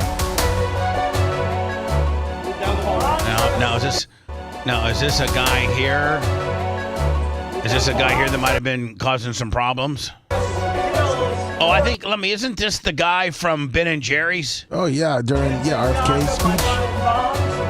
This is the bin of Ben and Jerry's ice cream, and RFK was given some type of food safety kind of speech yesterday, and they had to yoke this guy up. And pays for it by kicking off Medicaid. Let food in the eye. Ben and Jerry's co-founder arrested after disrupting a Senate hearing. And by the way, Lummy, did you see how those Capitol cops, they don't screw around? No way. If you're at the Okeechobee municipality meeting, they may politely ask Warren Sapp to leave, and he does. But when you're in the Capitol building, they just yoke. Yeah, they wire tie you. I got the Whites for Warren shirts being made. Nice. Okay, tell Beach me Meadow something. Detectives, I heard you talk about $25. What's that, Lummy? Beach Meadow Detectives, $25. But what are you saying? White for Sapp? Whites for Warren. White, like WHITES. Like what you are. You're a white guy. I'm a white guy. Well, how many whites for him? Oh, Bubba ordered 7 shirts. Him and Lynch, and that's about you. What I'm saying is the dude don't like white people. He was racially profiled by the Okeechobee Police Department. How does it feel to do that there, Sappy? Because that's what he does. Well, I understand. But, Gene, I'm also trying to look at getting publicity for the show, sending Tuttle down to the Okeechobee municipality. Sapp will beat him up. No, he's not going to be. When Tuttle comes in wearing a Whites for Warren shirt, that's going to make Sapp mad because Sapp don't like whites. He doesn't. We all know that. We allowed it and we let it go because he was a good ball player and he won us games. Man, Gene is spitting hot fire this morning. He is having very much a racially profiled situation. His civil rights were violated. He's got an unbelievable lawsuit against Okeechobee.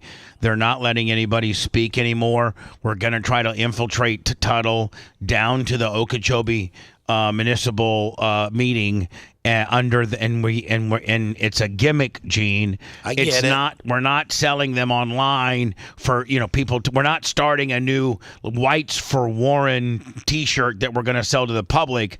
I got 7 made. You don't know that. We got 10,000 people watching us right now. Everybody might want one. So we are going to create a viral moment. Mm-hmm. In order to be able to create this viral moment, Gene, you have to have the right shirt on that's going to get attention. That's going to get attention, Gene. It's not going to get it. It's not all about just sandblasting apart, powder coating apart, collecting your money, putting it in the oven, letting it cool off, calling the guy and getting your money. That's right. I bought my own Toyos. You did buy your own Toyos. Do the Whites for Warren shirts have the Bubba Army logo on them? Yes. They need to. I do have artwork. Would you like to see? Yeah. Yes.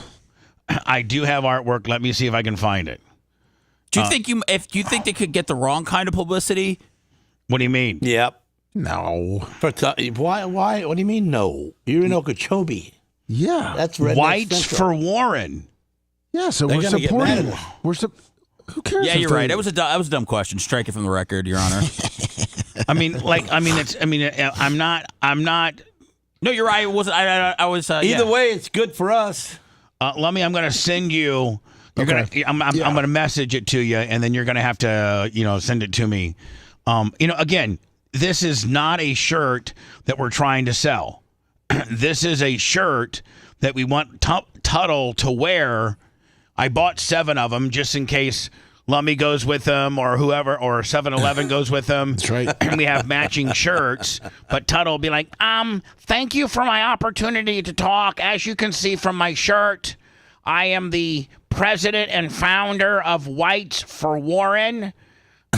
We feel that Warren Sapp has been given a really, really bad deal down here, which is evident by his $20 million lawsuit. Warren Sapp was illegally detained, and Warren Sapp was racially profiled. So being a fellow white guy, it seems like maybe the potential problem in itself as to why he even got arrested was that he's black. I'd like to just draw a definitive racial line in the sand by saying Whites for Warren. I sent it to you. There are some white people that like Warren Sapp, and it seems like none of them are here in Okeechobee, including your police agency and all of you that have kicked him out of 2 different municipality meetings.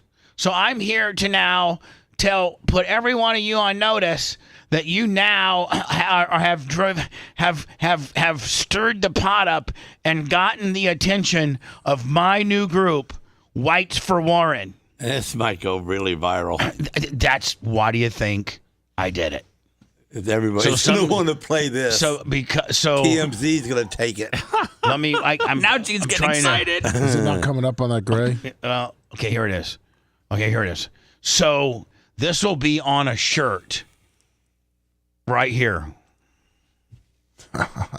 Oh, okay. All right. That's a little different than I thought. What'd you think? It was going to be Warren Sapp's face? No, I thought it was just going to literally say Whites for Warren. No, so the back of the shirt's going to have the Bubba Army logo, and then the front of it's going to have this. Now, Lummy, I am using the NFL logo, and I'm using the Bucks logo, but I'm not selling these. I'm making 7 of them, and I'm giving them away to people who work for me. So if I was to try to sell these, it would be a major trademark violation, and I get shut down in a minute because I'm using both the Hall of Fame NFL logo, which they very much protect, and the Bucks logo, which they very much protect. But since I'm not selling these and I'm only making 7 of them, I think I'll take my chances and being okay. It's going to be on a black shirt with white writing, and I think it really, honest to God, has a chance to go viral. Yep.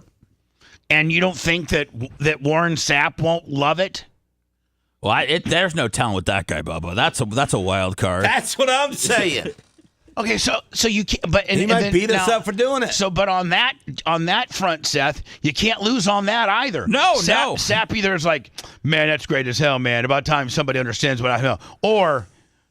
This is how it could go too. You don't even know where you stand with him now to begin with after the last interview. So. Say it. Hold on. But it could go like this. I'm saying. It could go like this. Todd Clem, please. Todd Clem, please. Yes, Warren, you're on the air. Did I tell you to make a shirt about me? No, Warren, you didn't, but I thought I'd support you. Did I ask for your support? No, Warren, you didn't, but I thought maybe, you'd appreciate, We saw the guy with the American flag hat and the puffer vest, and we thought you might need some help. I'd be knock your chiclets out. I'd be like, listen, Warren, I saw that guy that looked like he was on meth that was wearing the American cowboy hat that was not making you look so good. So I thought in a more professional type manner, I would send my guy down there with a catchy little group called Whites for Warren and come across far and have a better presentation and better speaking points than the methed out white dude you had before. Todd he's Clem. gonna be so mad at you. Todd Clem, please. I don't flick, bitch. So he's Warren's very, very volatile. It could go Seth. It could go real good, or it could go real bad. Both incidents are good for us, right? I mean, yeah, this has the potential to go real good, real bad with. A little dangerous for 7-Eleven and the other dude. No, man. I mean, this really has a chance to go viral. Is it going to be at a random? We're gonna set up. Okay, I didn't know if there was actually Warren Sapp hearing or something that day. No, I don't know. We're gonna Lemmy's online looking about when their next meetings are and things like that. How you sign up. Yeah, Tuttle's got all that info. Blah blah blah. This goes to TMZ. But these shirts, Rainbow Rick will have these shirts done by Monday. Sweet. So and maybe I think I should send one for Warren. Not beforehand. Yeah, probably not beforehand. So I think my idea, quite frankly, I never get credit. You guys always want to just take a shiz on everything that I come up with. I think that's pretty damn good. I think, for the cost of 7 T-shirts, and Tuttle, maybe $100 or $2 for Tuttle to go down there with gas and what maybe he has to get a hotel room. I don't know. I think for very minimal money, we could really get a viral moment because this whole lawsuit in itself is very viral and is getting a lot of traction and let's just be honest with each other. Old school Bubba. Yeah, and we need to do a little more old school Bubba. I'm all for it. What put us on the map? You. Not soft as butter and 90 degree Bubba. White on the black guy is great. Doing some controversial stuff. But here's the deal. Whites for Warren. Warren is in this situation. Warren has a $20 million civil rights violation lawsuit against the Okeechobee Sheriff's Department for only one reason. Because he's black. Because he's black, they picked on him because he was an educated black guy that knew the civil code and the federal civil rights code better than those stupid-ass white cops that arrested him. Gene, did you see the video? No, I didn't. I seen a little bit of what you played. They completely arrested him. You know what? I didn't know he got arrested. Yes, he got arrested. I always thought they made him leave. No, Let me find it for me. Yep. He got arrested, and you know what he got arrested for? No. Being black. Being black and knowing his rights, his civil rights, and knowing some civil right case law, I think what they call maybe Rule 24, knowing he's very well read on this, knowing that, and I can't wait for Lemmy to send it to me. He absolutely owned the cops. Now, Gene, you've had your very own interactions with police officers. And you don't know your rights. You're the kind of guy that, why you pulling me over? I ain't doing anything wrong. You're not going to start bringing up a bunch of constitutional rights and just going to show him my ID and shut up. I'll show it to you. So he don't hit me. I'll have to hit him back. Because if a cop does hit you, I will hit him back. Regardless. Right. Done it before. Just based on how you're wired. It's a man-to-man thing. No problem. Hang on just 1 second. Will this work for you? I can't seem to find my license, but... No, this isn't... Why you gotta grab me like that? What am I... That's Warren side. I'll take that. Now, is this? I don't know why they show a preview of the whole thing in the front. Did Warren hand him the donut? Hold on, here we go. Hey man, thanks for being the man. You are accountability for all. I'm with you, family. I'm with you.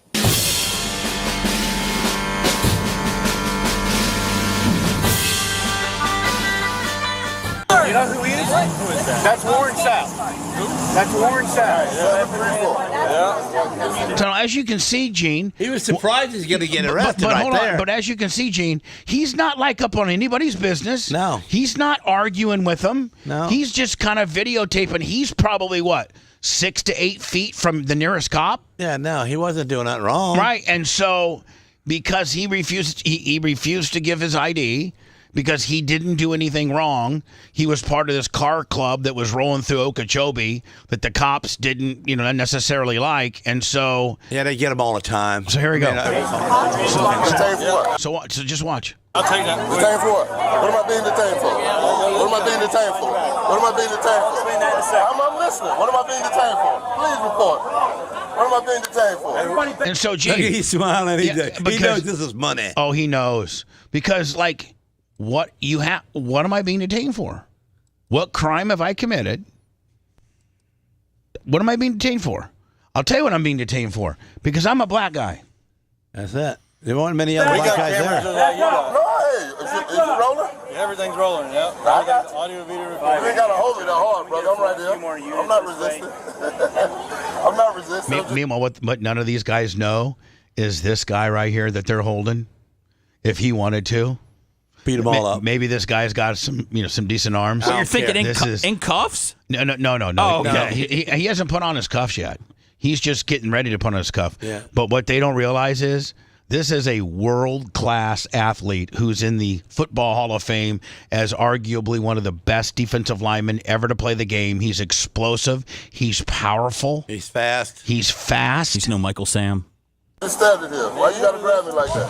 What am I being detained for? I'll explain that in a second, sir. No, this is affecting the arrest. This is a detainment.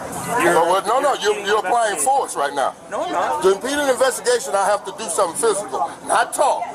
So now, Gina, this is right. To impede an investigation, they're getting him because they were questioning the guy that might have been that was speeding, and Warren was asking questions. He wasn't physically getting too close to them. As you could see, he was 6 feet away, but he was asking questions. You know, why are you arresting this guy for speeding when you said just a few minutes ago he was going 15 mile an hour over the speed limit, but you really clocked him at 8 over the speed limit? So what is it, 15 or 8? Like, he's just asking he's asking questions at a safe distance. Now, impeding an investigation means you're kind of in their personal space, and you are kind of in their way of an investigation. But when you're 6 to 8 feet away and you're asking, it's not illegal to ask. It's not. Hold on. Fundamentally, it's not illegal to ask a police officer questions when your buddy's getting arrested. I was going to say, you can show Gene how far he was at 8 minutes. Okay, hold on. Freedom of speech. That's a constitutionally protected activity. That'd be like, Gene, if you got arrested, okay, and I was from me to you. And they're starting to they're questioning you about, they caught us drifting in the Lowe's parking lot, but they didn't catch me. They only caught you. So I get out of my truck and I'm from the distance from me to you from the cop that's asking you questions, and I'm like, sir, why are you doing that? Why are you messing with him, sir? You said but sir, just a few minutes ago you said something different. So which one is it going to be? Like so. And then they start cuffing you up. And then they come and get me. But better yet, Gene, they didn't get me because I'm some fat white guy. They got me because I'm black. I'm black. Look at all them people in the background, all them Mexicans. There's got to be an illegal guy in there. So you're Gene. Let's turn this from a Warren Sapp deal to an ICE deal. Is that what you're saying? I mean, they should have, but then they got a real criminal. So Warren knows, like he absolutely knows the state statute. 1983 law school. Here you go. He knows. Listen.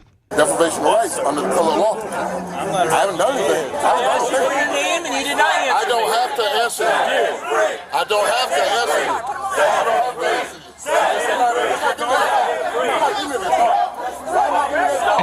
you. Now the guy. I mean, now the guy's kind of getting a little bit. He's kind of getting a grip on him. Yeah, I mean, he's kind of getting a little grippy with Warren.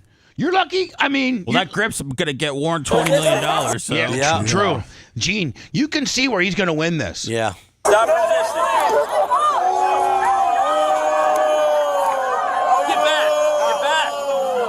Get back. You have the right to remain silent. Anything you say can be used as evidence against you in court. You have the right to call or obtain an attorney at this time or have one present now or any time during questioning. If you cannot afford to hire an attorney, the court will appoint one for you without cost. If you decide to answer questions now, you have the right to stop answering at any time during questioning. Do you understand these rights? What is your name? I want to know who I'm speaking to. Good citizen. A good citizen. Okay, good. That hadn't broken the law. Okay, good citizen. My name is Sergeant Ellis. So he starts owning the cop here. The road patrol supervisor. You wanted to speak to the supervisor? I was wondering, you was outside the gas station when they drove away, right? Yes. How come we didn't have a conversation then? This guy's a supervisor, and Warren's making a pretty good, like, Jeannie's like, okay, you're the supervisor, right? And you were there when they were cuffing me and stuffing me in the back of the car. Why didn't you talk to me there? Because you're a supervisor there, just like you're a supervisor here. Why didn't we have a Can you see the money just racking up, Gene? Yeah. Can you just see the civil rights that have been violated? Yep. Because you were already in the back of a patrol car, and we needed to get you out of there as quick as possible. And that's what we came up with. You can fill out a And he goes, that reminds me of something you would say, Gene. He goes, and that's what we've come up with? That's what we... On the deputy, if you choose to. And there'll be an internal investigation done on it. Oh, yeah, you want to investigate yourself and find nothing wrong, just like you're doing right here in front of me now. It's fine. It's cool. We're going to see what the federal court got to say about it. Okay. You have that right. Oh, absolutely I do. Absolutely. I see Okeechobee needs a little... See, Warren says, I see Okeechobee needs a little refresher course in the Constitution. And here's the thing, Gene. He knows the Constitution. Like, he knows it better than they do. That should be on the sleeve of the shirt. In the Constitution, and I'll bring it to you. I promise you. All right. On February 24th, 2024. Gene, where'd you tell me to fast forward to? 8 minutes shows where like Warren was standing. All right, so here we go. For Gene. At 8 minutes, Gene. At 8 minutes, Gene, you can see. So wait. So this is a car club that's cruising around. Yeah, going state, having some fun. Well, they started like in Miami. Yeah, and they're gonna go like to Fort Myers, like down, and then they're gonna through Okeechobee, New Henry County, and then work their way down to Fort Myers. Yeah. Then maybe like have dinner or like go stop at a Wawa or something. Yeah. Hang out there a little bit. With their Fast and Furious cars. Kind of, you know what? Kind of like the way bikers do sometimes. Like we do, yeah. Yeah, and then they'll mosey on back, to Miami. Cars, motorcycles. So they're just. So he had his car towed and everything. Hold on, Gene. He wasn't. Oh, Gene, you want to hear this? Kelly Brown, $70. Thank you, Kelly Brown. He wasn't even a driver. Oh, he was riding. He was a passenger. Wow. He was a passenger. They just picked him out because he's the only black guy there. Bingo. Yeah, I can see that. Bingo. So as his driver, the guy driving his vehicle, is clocked at a speeding amount, when they're explaining what he got pulled over for, it's different. It's a different amount. One time, Gene, Lummy, I think he said you were going 15 over, and the other time he said you were going 9 over. And so Warren starts questioning, well, which one is it? It was 14. It was she wrote him up for a 14, and she said he was going 15 over. Yeah. So whatever. Yeah. So Warren's just there, as you would be, Gene. If I was getting, I'd speak up for me or for your friend. Yeah. Of course. So if I was getting hemmed for anybody up, just to do it. Let's say one of your outlaw boys, or me, or one of your friends. Okay. I would stick up for Seth. Because it's not illegal to verbally engage a police officer at a safe distance while he's doing an investigation. It's fundamentally your First Amendment right.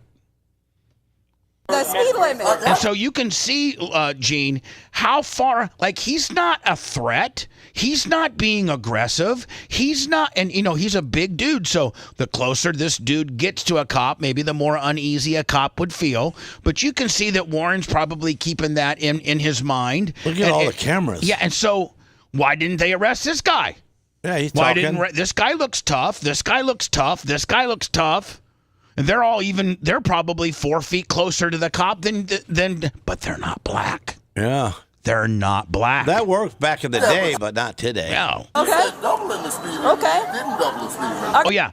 When they first pulled him over, Gene, they said he was doubling the speed limit, whereas he wasn't doubling the speed limit. He was like 7 mile an hour from doubling the speed limit. So Warren's like, you said he was, and it was a technique. Warren was busting balls, right? But it's not illegal. No. It's not illegal to question. Not even close to it. It's not illegal to question the cop. You can even, and I don't suggest this. I respect all cops. And I'm gonna speak up every time because I'm on $20 million too. Okay, well I got him. Gene, you're white. You have no rights. Fat white guys are at the very bottom of the. Listen, you and I, Maybe even Lummy, he's not as fat as we are. But we're at the fat white guys are at the very bottom of the protective pole. Yep. Like they could literally pull us over for being fat and white and get away with it. Endangered species. Yeah, here we go. Well, I got it, and I wrote for what I got was 63. So now, Gene, this camera is from the woman police officer's perspective, and would you say that Warren is at least 8 foot from her? Yeah, more than that. And would you say that Warren is posing a threat to her? No. Should she feel, not safe? Not at all. Does he look like he's gonna charge her, or does he look like his hands are visible? Right. His hands are visible. He's got no hate. He didn't have his hands in his pocket. He's not. He's being super good. Yeah.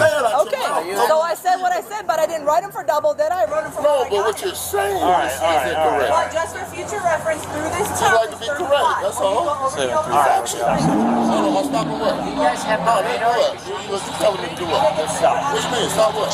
So this white guy says, just stop. And he looks like a punk anyway. And so Warren, who says, why? Just stop or what? Or what? I can't talk freely here at the racetrack gas station at a safe distance from you and ask this female police officer who's already lied about doubling the speed limit. I can't say that. You're telling me to shut up or what? Are you serious? What are you saying? Want to go to jail today? Hold on. So the look at there. That's where he got in trouble. Hold on. So I said what I said, but I didn't write them for double, did I? Let's see. Gene, can you see the money? Can you see the civil money just piling up? No, but what you're saying is incorrect. Well, just for future reference, through this You like to be correct, that's all. Facts. Stop and what? You guys have no what? You telling me to do what? What you mean, stop what? Are you serious? What are you saying? Want to go to jail today? You want to go to jail today? That For right what? there, he's done. Write a check. Write a check. Write a check. And he gets fired. Write a check. He has no reason to be a cop. You want to go to jail? Go to jail for what? He has no reason to be a cop. I could call you. I could. And I don't want any police officer from Pat McGovern to Chad Gary to all the great cops out there, Grady and all the great cops that I respect. I got a foundation that supports cops. I do not want you to think I'm being disrespectful to police officers right now. But Warren could say, listen, you stupid pig. I don't like cops for the very reason of how you're acting. So stop being a stupid pig and leave me alone. And as long as that wasn't in a threatening, a boisterous, cause a public disturbance way, he can't. That's your First Amendment right. He is supposed to be taught how to disarm the problem. He's supposed to be taught to shut up and let Warren blow off the steam. Right. And then defuse it. You want to go to jail for obstruction? Well, to obstruct means you are actually in the way of a police officer's investigation. And the cop's walking towards him now. Now the cop is engaging Warren by stepping closer to Warren. Yep. Warren, if you look, has not stepped 1 foot from where he stayed planted the entire time. So the white cop's words to him are, do you want to go to jail today if you don't shut up and you're obstructing? Now, if Warren was up by the females, up where the female is, butting in real close to her, maybe even making physical contact with her as she's writing the ticket, looking over her shoulder, that's obstruction, that's impeding an investigation, that will get you handcuffed. But when you're at a safe, and then the cop closes the distance, Gene, you can see where they're going to write a big paycheck here. Yes, sir. You get me? So Warren knows. He's like, obstruction is a physical thing. I have to physically be obstructing you from your investigation, which means I have to position my body or be in the general proximity so that you cannot do your investigation because I'm in the way. I'm in the way. Physically, I'm in the way. Warren's right. Being 8 foot from you guys and talking verbally is not obstruction. Obstruction is a physical thing. Would you like to go to jail? You do know that, right? I know the law. Obstruction is a physical thing. What did I do that physically? You're obstructing her from doing her job. What did I physically? What you did, Gene, what you did, Warren, is you're an African American. And you are an African American that knows his rights. And you're an African American that's questioning a racist cop. And he is. And so this racist cop is going to target you for being black and put you in jail, and you did nothing wrong. And I don't know if the Okeechobee Police Department might be named the Warren Sapp Police Department after you get done with them. And Lummy, that's why we have started what? Whites for Warren. Whites for Warren. It was a physical action. No, it's not neither. Obstruction is a physical action. If you don't not, see not your freedom name, of speech. Not freedom of speech. You know, that's constitutionally protected, right? Yeah, that's right. All right, now it's my turn. Salante, 588. 588. If you don't give me your name during an investigation, that's Now look at it. It looks like the cops now closing in more on him, right? Yeah, got right. Well, I don't think Warren has taken one step. Warren, I don't answer questions because you don't have to. If you've not committed a crime, you're not a suspect of a crime. They're not detaining you for as they're investigating a crime. You don't have to answer questions. You don't. Like, I don't answer questions. We're back in the big bucks. I mean, this. You know what, Lummy? The zeros are just getting more. I mean, this started out as a $5 million case. I think we're at about $15 million right now. That's right. What's your name and badge number? Coon Fair, 734. Coon Fair. All right, 734. Yeah. Now look, so he's surprised. Are you touching me? Yeah. So hold on now. So like, because he asked for a badge number. The only thing Warren's guilty of is he asked the police officer's identification and badge number, and they are public servants, and they are supposed to give you that information or a card, or they're supposed to.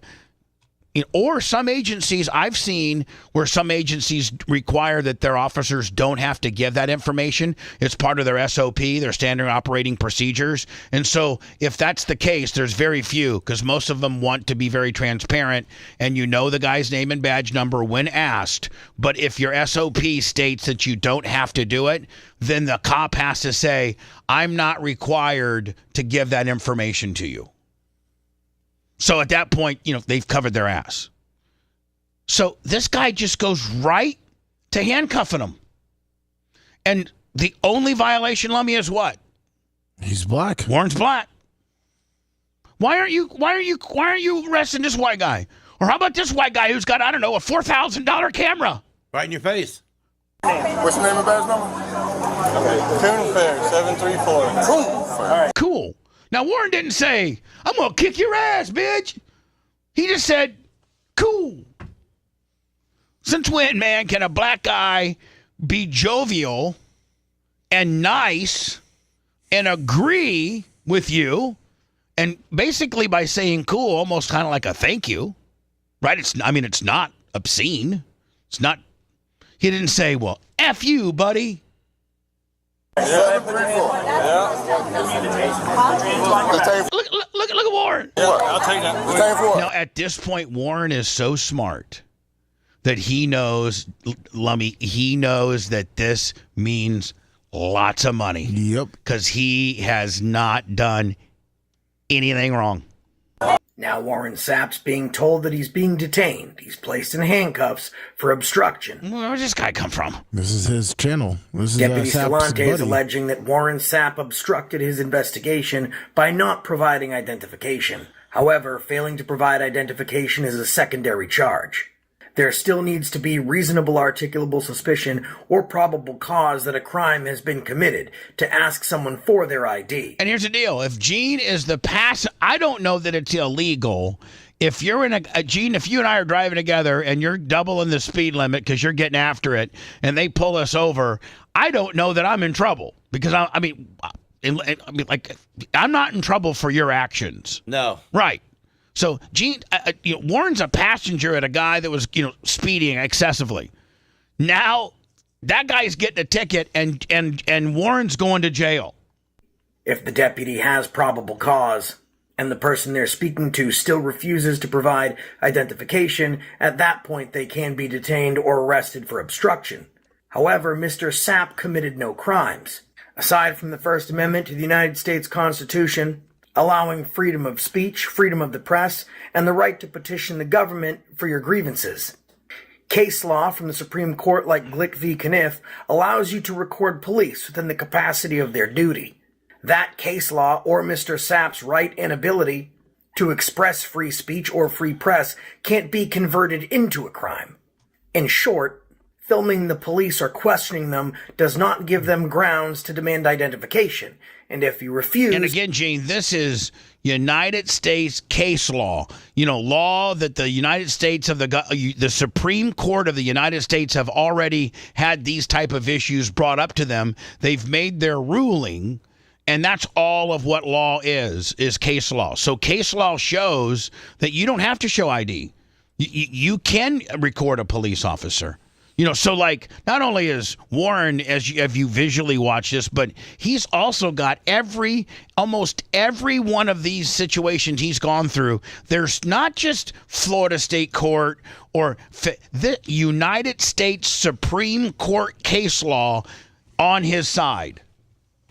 I don't think this sees the light of day in a courtroom. I think this is a huge settlement. Oh, I think they settled big time. Yeah. In turn, detain or arrest you. What am I being detained for? What am I being detained for? What am I being detained for? I'm listening. What am I being detained for? Please report. What am I being detained for? Everybody back We got cameras in there. So let me now, I'm sorry, all the naysayers, Gene and whoever, that didn't quite understand my T-shirt concept, Whites for Warren, now you know what I'm talking about. And I'm going to send Tuttle to the municipality meeting, with somewhat of a script. Yes. To say that maybe you, as a municipality and as a police agency, don't respect Warren Sapp, and you arrested him because he was black, but there's a lot of good white people here that support Warren, and that's why I have a new group called Whites for Warren. And we're here to support him and condone and condemn what you did to him, because the only thing that he was guilty of was being black. And I hope you sharpen your pencils, because you're going to be writing him a big paycheck. Whites for Warren. I like it. Whites for Warren. Whites for Warren. That's right, Gene. If you want a deep dive into the Bubba the Love Sponge show from the past, go to BubbaArmyHQ.com. We'll be back after these words.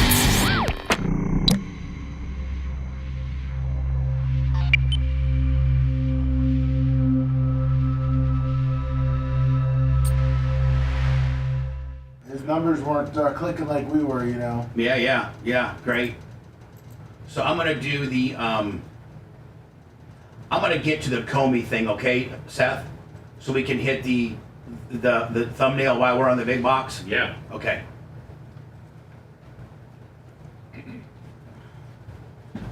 I gotta go jump my shirt. Hold on.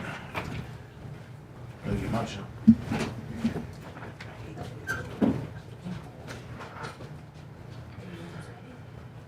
Yeah.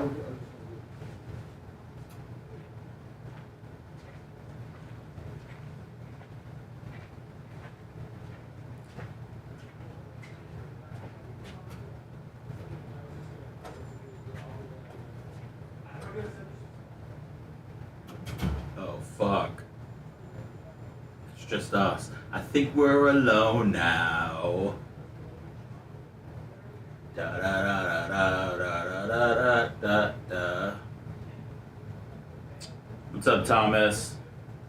Gilson.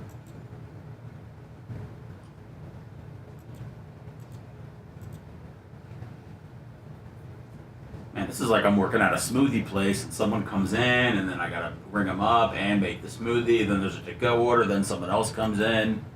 I got no front cash help.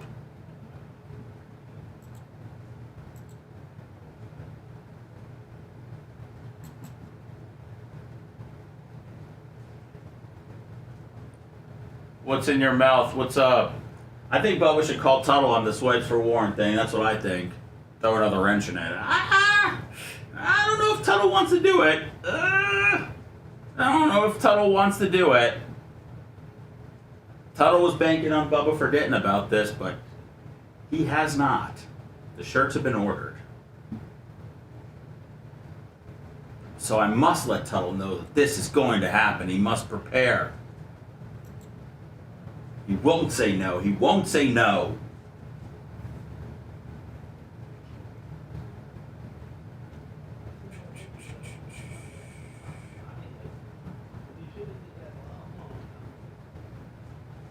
Oh, that new anxiety song, Berto. I'm so mad that there's a viral song about anxiety. Thanks, Seth. How much more comfortable are you going to be in that much money versus that much money? Yeah. Yeah. And I can save. Ryan, there's only one side here. And you Our gotta side. be honest. There's only one side, and it's our side. There's only one side, and it's Bubba's side. Oh no, our side, Seth. No. Well, well. Yes, our side. You got it, David. What's up, Havoc? We do need to do instead of all. Hey, What's up, we need to get the parody guys, Seth. Instead of arms wide open. Yeah. Maybe whites for sap, or I'm just trying to think of something. Whites for sap. Whites for sap.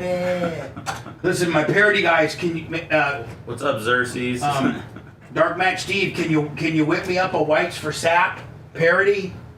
Because Tuttle, if you think about this, and you're thinking about going to, he could say, I just want to let you know that we even have our own song for Warren. He could get that on the record. Right? He's going to get so in trouble. But that's what we want. We want them to yoke him up. Do you want to double check with the script with Tuttle, or you good? Have Tuttle. He needs to be sat down and told exactly what to do. Well, he will. Script. He will. What's up, Jim? Because he could really make it by doing what he's doing.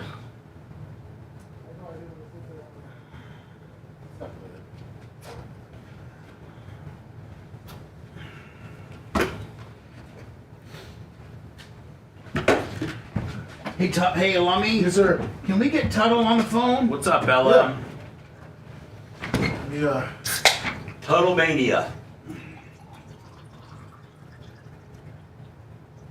I care about Aubrey O'Day taking the stand on the Diddy trial. That's what I care about. Who? Aubrey O'Day. She was in Danity Kane. It was a band that Diddy made on MTV, and now we're gonna find out all of his naughty secrets when she takes a stand. Now, do you think he might have fucked them?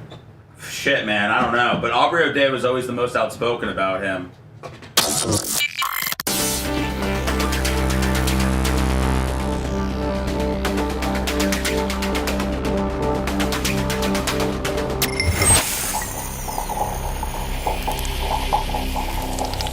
Broadcasting live from the Aquabito Studios. Aquabito.com/Bubba. It's the Bubba the Love Sponge Show. Hey, man, we're back on the big box on Rumble. How about it? Kick ass. Thank you. The Bubba the Love Sponge Show, live from Tampa, Florida. Me, Gene Lasker, Seth Kushner, and the Lum Lum. Tuttle's on 44. With Macho Man as our engineer. Tuds, how are you, my friend? I'm good. How are you? Have you been listening at all to the show? I know you got a regular job, but you said it didn't start till 10, so I would anticipate when you have time that, you're obviously a major co-host of the show on Wednesdays. Like Brian, for instance, Brian Matrodi, he follows along throughout the week and has kind of a general idea of what we're doing. Have you listened at all today, and are you familiar with what our Whites for Warren? I know so far you told me about Whites for Warren on Wednesday when I was on, but I haven't listened today because I'm off today and I was sleeping in. So that was all. Okay, all right. I thought maybe you would be a responsible, co-host and set that alarm at 6 and just, kind of, maybe, just kind of have it in the background listening. Listen, I got the logo. I got the T-shirts being made. And I want to just make sure that you're okay with going to the Okeechobee, county commissioner meeting and with your Whites for Warren T-shirt on, maybe Gino from 7-Eleven or Lummy or somebody as your cameraman, and then rolling up in there, denoting the fact that you're the leader of Whites for Warren, because the only reason why Warren Sapp got arrested in this crap hole of a county is because he was African American. And so I just want to even the score out a little bit and make sure that I am the newly elected president of this new group called Whites for Warren. And then I'm going to see if I can maybe have Dark Match Steve write a song, and then you play the song for the commission. Okay, I mean, as long as you're gonna promise me if the Good Old Boy Network is going to arrest me or I get thrown in jail, somebody I can't miss any time. Here, let me offer. Just be overnight. Let me offer you. I'm sorry, Seth. I didn't have you on. My bad. Oh no. Okay. Well, Tuttle, I just wanted to make sure Bubba called you because I know that we talked about this on Wednesday, and I just wanted to give you a chance to confirm whether you still wanted to do this or not. And so let me. This is a big deal. This ain't no petty crime. Let me step in by saying I can promise you 3 things. One, you won't be alone. Okay. 2, I will have whoever goes with you the ability to bond you out immediately. And 3, you will have legal representation that you don't have to pay for. Either Kevin, Brian, the Diacos, however, you'll be legally represented. And secondly, I mean, what are they going to do? You're not if you're asked to leave, you're going to leave. If you're asked to shut up, you're going to shut up. They can't do anything to you. The shirt's not obscene. There's no naked pictures on it. It just says Whites for Warren. It's got a Buccaneers logo. It's got a Bubba Army logo, and it's got a NFL Hall of Fame logo. Now, those would be logo violations if I was trying to sell these shirts, but I made 7 of them. So there's nothing they can get you for. If maybe the only thing they could potentially do was to give you a trust, they could say, hold on, stand right here, which you would. Mm-hmm. And they would say, we need to see your ID, which you would present. And they would give you a trespassing warrant, which means you couldn't ever come to that building again, which you have no need to go to that building in the rest of your life anyway. No, I mean, I really, really don't. I mean, look, I'll do it. What do I sense this hesitation for? Do you think you're too big of a star not to be my It's a big deal, Bubba. It's a lot. To be my This is a big deal for him too, because I'm gonna tell you something. You're gonna make it a TMZ, bro. I mean, you're gonna be all Tuttle. It's gonna be Whites for Warren. Is gonna be. It's gonna be big. The NFL gonna talk about it.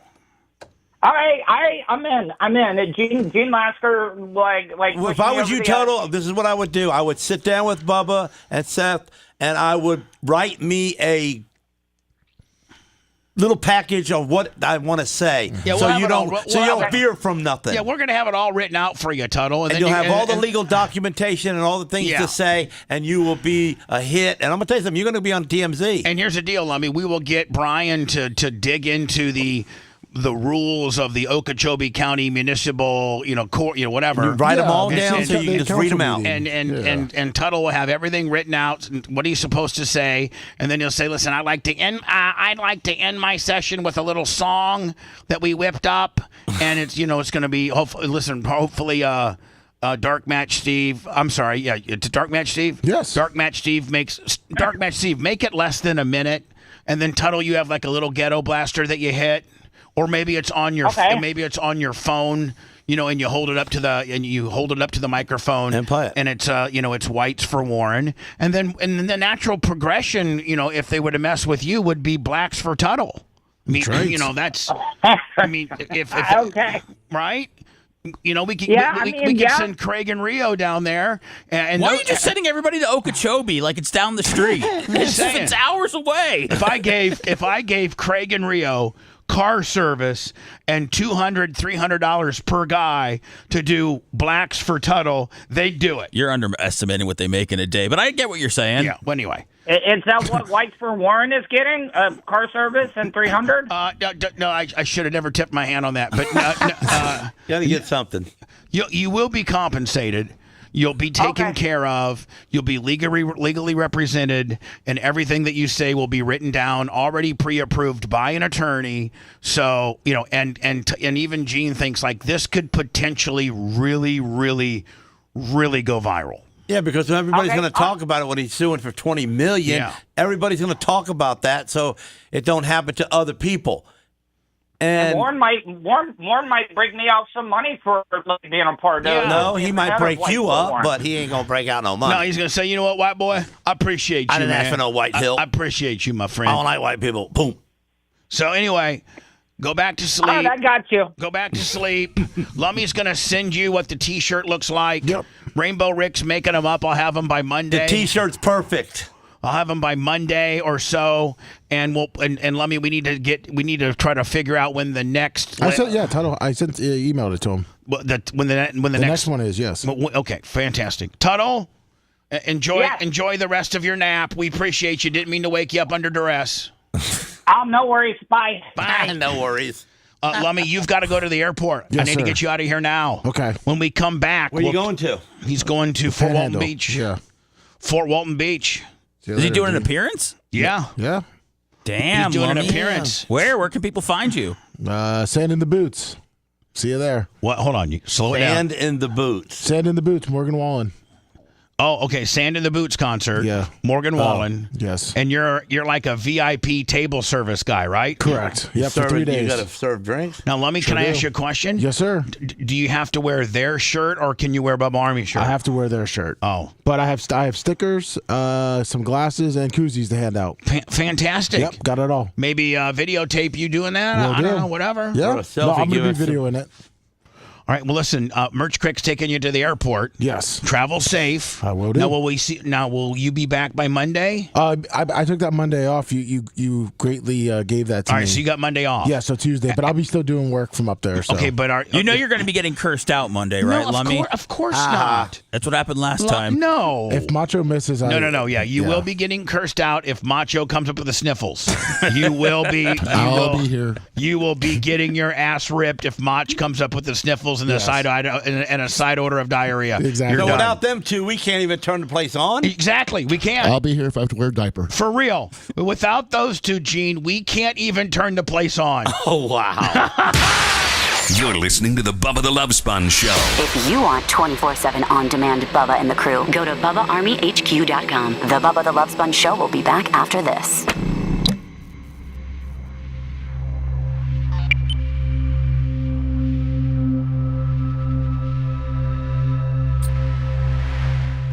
Okay, sir. Thank you.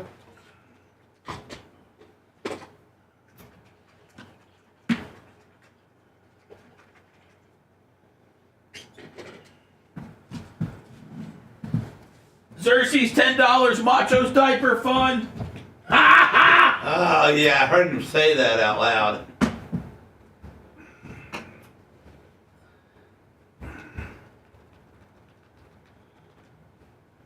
I don't get it. Are we radicals, left sleazebag, pathetic losers who were emascipated and humiliated by super manly man Trump, or are we powerful evil villains who always get our way? I don't even know. L. Cox, one, I think you might be a new listener, but I don't know what you're trying to say.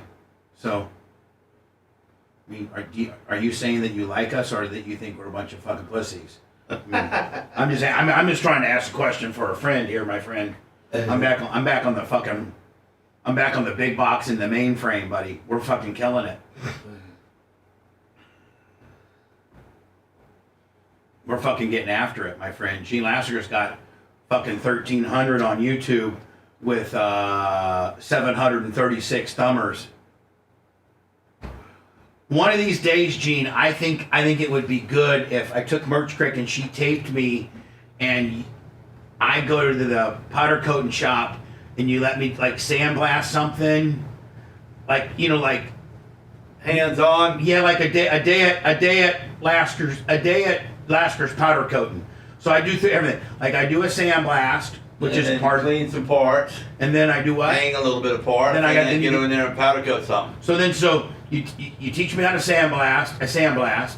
Then you teach me how to hang. Yeah. And of course I'll hang it wrong, and you're going to tell me now you got to hang it here where the hole is, so that. And then you'll show me how to powder coat a part, and then we'll powder coat it, and then you'll have the oven almost loaded. So then I'll have to then push it in the oven. Yeah, put a rack in. And how long does a rack stay in for? Average time probably 45 minutes. Okay, so then we'll just go get lunch or something, and then come back, and you'll show me how to open the oven, pull it out, get the part. Now, do the parts just cool naturally? Yeah. Okay, and how long does it take a part to cool? Depend, if it's thin metal, 30 minutes.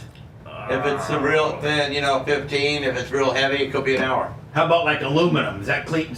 Yeah, it comes about 20 minutes, 25 But minutes. meanwhile, like a big I-beam would take. Yeah, the bigger, the thicker the metal, the longer it takes. Have you ever powder coated an I-beam? Oh yeah. I'm doing poles for Tico. They're a 1/2 inch thick aluminum, 8x8, 24 foot long. I'm doing 600 of those. Oh my God. So I put 10 on a rack at a time, and it takes an hour for them to cook, about an hour and 20 minutes. So how do you determine the cooking time, or do you just know? You take a heat, it's a gun, and it tells you the temperature. And So does it cure at a certain temperature? Yeah, So the part has to get up. up. The box on the type of powder you're using, it'll say 350 degrees for 20 minutes is your perfect peak. All right. So then, as things are in the oven, you probably are opening up every once in a while, getting reading. Well, you got a temperature gauge on the outside that tells you what the temperature is inside the oven. Yeah, if but you got thin metal, that mean whatever's in there is at that temperature. Oh, okay. So if it's thick metal, you open up the door with your little gun and you point your little infrared on it, right, and you see what the temperature is on that product. Right. If it's only at 300, you wait another 20 minutes to try it again. Now, can you turn the oven up? Yeah, you can turn the oven up, but you don't want to, because when the temperature the product hits 350, 20 minutes later, it's perfect. It's done. I know, but what if you put the fucking... Well, then, if you put it at 500 to get it to go to 350 quicker, as soon as it got to 350, it would go higher. You want the oven to be 350, and it brings the product. Oh, that way it'll never be more than 350. Yeah, it stays at 350. If something gets hotter than it's supposed to, it'll take some of the color away, take some of the shine away. Right. I mean, probably 5 or 10 degrees is no big deal, but 5 or 10 degrees ain't no big deal. 50 is. Okay.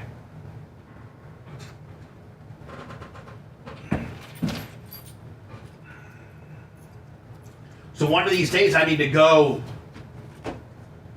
do a day.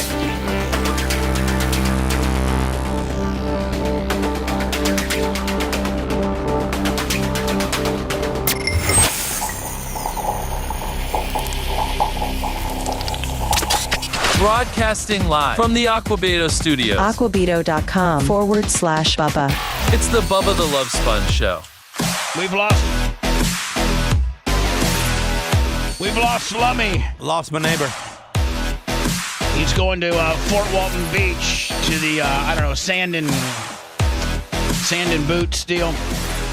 He does it every year. What does he do? He said he was going to be. He knows the guy who promotes it. Okay, and so he's going to work there. Yeah. So listen to this. But he'll make $3,000 this weekend. Oh wow! So that's why I let him do it, because I couldn't pay him $3,000, just for a couple of days for the weekend. So he knows the guy that puts on this outdoor musical festival country kind of deal. Uh-huh. And through the fishing industry, Lummy became friends with this guy. And so the guy was like, listen, I need kind of bigger dudes that super serve my VIP area.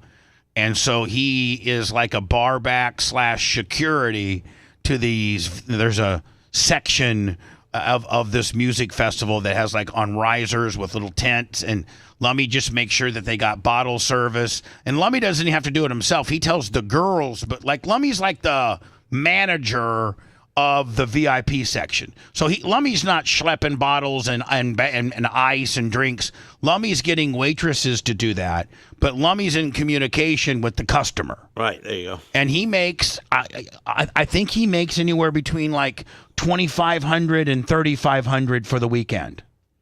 So, I mean, good. If Seth, for instance, needed to take a Friday, Monday off because he was going to a card show, and at that card show, he knew he was going to make $3,000. I would say, listen, bud, take a couple personal days and go make that money. Okay. No, like for real. Well, okay. But I hope you know that I would do that. Like I hope you know me well enough that I would say absolutely. And you wouldn't take advantage of me, like, have a card show every 3 weeks. No, I've actually looked into it because Daniel Rose has invited me down to his card show before, and I've thought about going. I bet you could make some money with it. You can, and it's only just a Friday, Saturday thing, so there wouldn't have to be any time taken off work. But I get what you're saying. Yeah, I'm just saying you should maybe do that. So listen, our clickbait, and we need to get into, and I don't know a lot. I think maybe Lummy's our super MAGA guy. Maybe Macho Man is familiar with this. Macho Man, are you familiar with what James Comey, the former director of the FBI, supposedly tweeted or said that's got everybody flipped out, including Tulsi Gabbard, who says that James Comey should be fired? Can you give me a backfill on this? He's saying that he saw this on the beach, these shells in that shape, saying 86 Trump, or his presidential number, and he took a picture of it and he posted it on his Instagram, but he's saying he didn't do it. But, I mean, okay, even if you didn't do it, if you repost something that's threatening to the president and you're a guy that, not just, some workout dude like you are from Plant City, but you're a guy that used to be arguably ahead of the most, It's not a good look, no. Yeah, I mean, so, and I was always told, man, when you retweet or repost something, it's the same as you saying it with regards to getting in trouble. Back when I was more heavily involved in Twitter and got into wars, I go to our Twitter just to make sure that Lummy and Gary and Macho and Seth are doing it right. Reposting our stuff and stuff like that. But I don't get in there and argue with anybody. I don't get in there and do nothing. I used to, back in the day, probably some of my demise was getting into various Twitter wars and things like that. And it's just like, and so it was explained to me, and this was actually, Seth, through Cox management. I'm sorry, Beasley. This was through Beasley's management. So they would get mad because I would retweet. Somebody from the Bubba Army would say something bad about, another radio personality that I hate in town, and like really bad things. And I would just retweet it. And then I would say, well, I didn't say it. I just retweeted it. And Beasley quickly reminded me and my agent that retweeting it is the same as you saying it. You're publishing the hate, and you're publishing the message, a bad message, about somebody else, so retweets count as yours. Seth, how has it always been explained to you? The same way, or is a retweet not, inbounds and not your opinion, and you're okay by it? A lot of people put on their profile retweets are not endorsements, or it's so people will have that laid out there. But people get in trouble for retweeting certain things. Right. But it's up to the employer at that point whether they... You retweet something that's like you said it to. I agree. I mean, I think it's kind of you like it enough to retweet it. Right. So, you like it enough to republish it on your Twitter.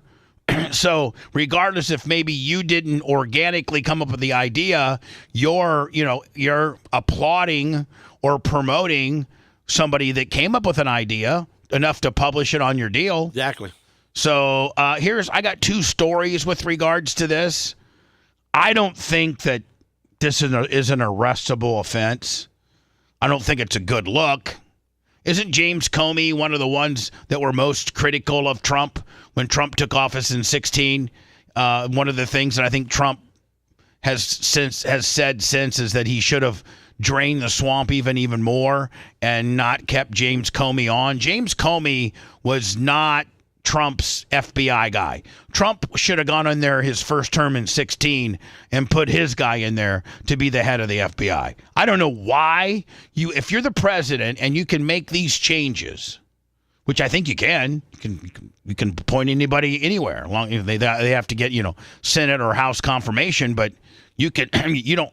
I don't think you're guaranteed. If you're the head of the FBI appointed by, Biden, appointed by Barack or appointed by George W. or whoever the hell you were appointed by, doesn't mean that the new incoming president has to keep you. And as a matter of fact, I'd get rid of everybody for in fear of they're not, especially when you have a political change, when you have a party change. Oh, by the way, Seth, confirmation and Macho Man, I need you to give me a link today. John Morgan, 9:20 Monday morning. The pot daddy, and quite frankly, probably the next governor of our state. Is he going to announce his launch on the show? We're going to certainly press him hard for it. We use $20. Happy Friday. And how is 86 a threat? 86, Gene, in cop terms and in street CIA terms and CIA terms, 86 means to kill. It ain't in biker terms. Well, in biker terms, what number is the when biker you 86 one? somebody, you're done with them, and they're not allowed around. I know, but do bikers have a kill number? Do you guys have a 47 a code where if I don't know. See, exactly, you don't know. Just keep your mouth shut. No, he knows, and I'm going to figure it out. No, he knows. It's 5. You won't get it out of him. You will not get it out of him. But 86 don't mean kill somebody. In the world that you live in, 86 in the biker world, in the 1%er world that you live in, 86 does not mean to kill something. No, we just 86 done with you. 86, like in the urban world, 86 in the cop world, 86 to 86 or a 186 is usually mean a killing, somebody's been killed, or to kill. Wow. Whatever his intent, I will tell you that there is a guy in Georgia who was issuing threats on my life about a month ago, and he's in jail today. He has been indicted with a crime, as he should have been, and he is in jail as we speak. So whatever James Comey intent, he and people like him need to be held to account according to the law, which is... I know, but just an 86 seashell gimmick. I think the guy in Georgia, Tulsi, which, by the way, I'm a huge Tulsi Gabbard fan, so I don't want anybody to think that this is an anti-Tulsi Gabbard deal, because I really wish that Donald would have actually made her the vice president, because that would have assured our first female president would be her. So I'm a huge fan of Tulsi Gabbard. That girl right there? Yes, huge fan of hers. She's smart. She's former military. She's a former, was she the governor of Hawaii or a senator or congressperson from Hawaii? I'm not really sure. Yeah. So anyway, she's, and then Gene, she flipped. She used to be a Democrat, and she felt as if the Democratic Party has moved so radically left that she flipped parties, and now she's a Republican, and Donald Trump put her on his cabinet. She's in charge of somewhere. Oh, I'm sorry. She's the director of national intelligence. And so I don't know that seashells post an 86 seashell display. What is a seashell? A seashell, like shells at the ocean? A seashell? Okay, wait. Gene. A seashell said 86 Trump? Yeah. Somebody, you'll see it here in a minute. Something that he claims to... The guy from Georgia actually made formidable threats against her life, I think on various social media platforms, and it was way more forward than showing a seashell design of 8-6. I think it was more like, Dear Tulsi Gabbard, you suck. You're defected out of the Democratic Party. You suck. I'm going to kill you. I'd like to kill you. You should be dead. Now, hold on. Those aren't my words. Those are the words that from some whack job that's currently incarcerated in Georgia made against Tulsi. Have given his life for and stands by the rule of law. Fantastic. The rule of law says people like him who issue direct threats against the President of the United States, essentially issuing a call to assassinate him, must be held accountable under the law. Do you believe Comey should be in jail? I do. Good. Any other person with a position of influence. I still hopefully we can find the artwork or the message, the seashell message at in what we're talking about here. That he has people who take very seriously what a guy of his stature, his experience, and what the propaganda media. Now I do agree with her. If it's me and G. Lasker at Clearwater Beach and we do an 86 to Trump, 86 to 47, that's just me and dumbass Gene Lasker.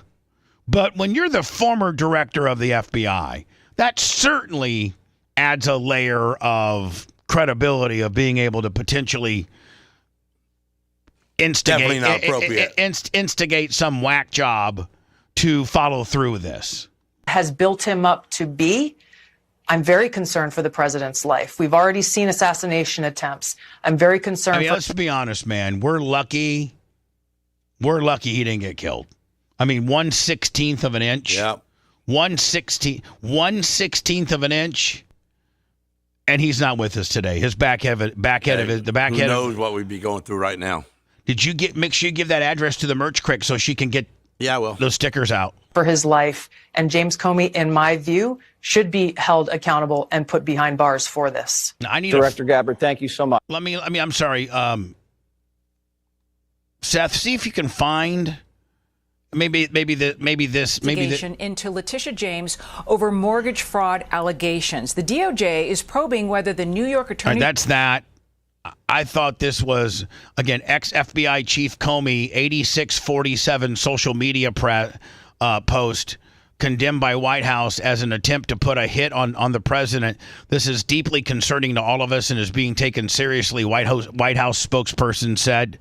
The Secret Service is investigating after ex-FBI Director James Comey posted an Instagram photo of seashells arranged to show the numbers 8647, a message White House officials swiftly condemned as an attempt to put a hit on the 47th president. Comey later deleted the post after an online backlash from government officials, lawmakers, and the president's son. Trump has now faced 2 assassinations attempts in the past year, one of which resulted in him being shot by a bystander and being killed. The post included the alleged hit, showed the numbers in question etched into the sand at a beach using seashells. Cool shell formation on my beach walk, Comey captioned. It's in your inbox. Okay, or your IM. Okay, thank you. While to some, thank you for that. To some people, the numbers may appear, innocuous.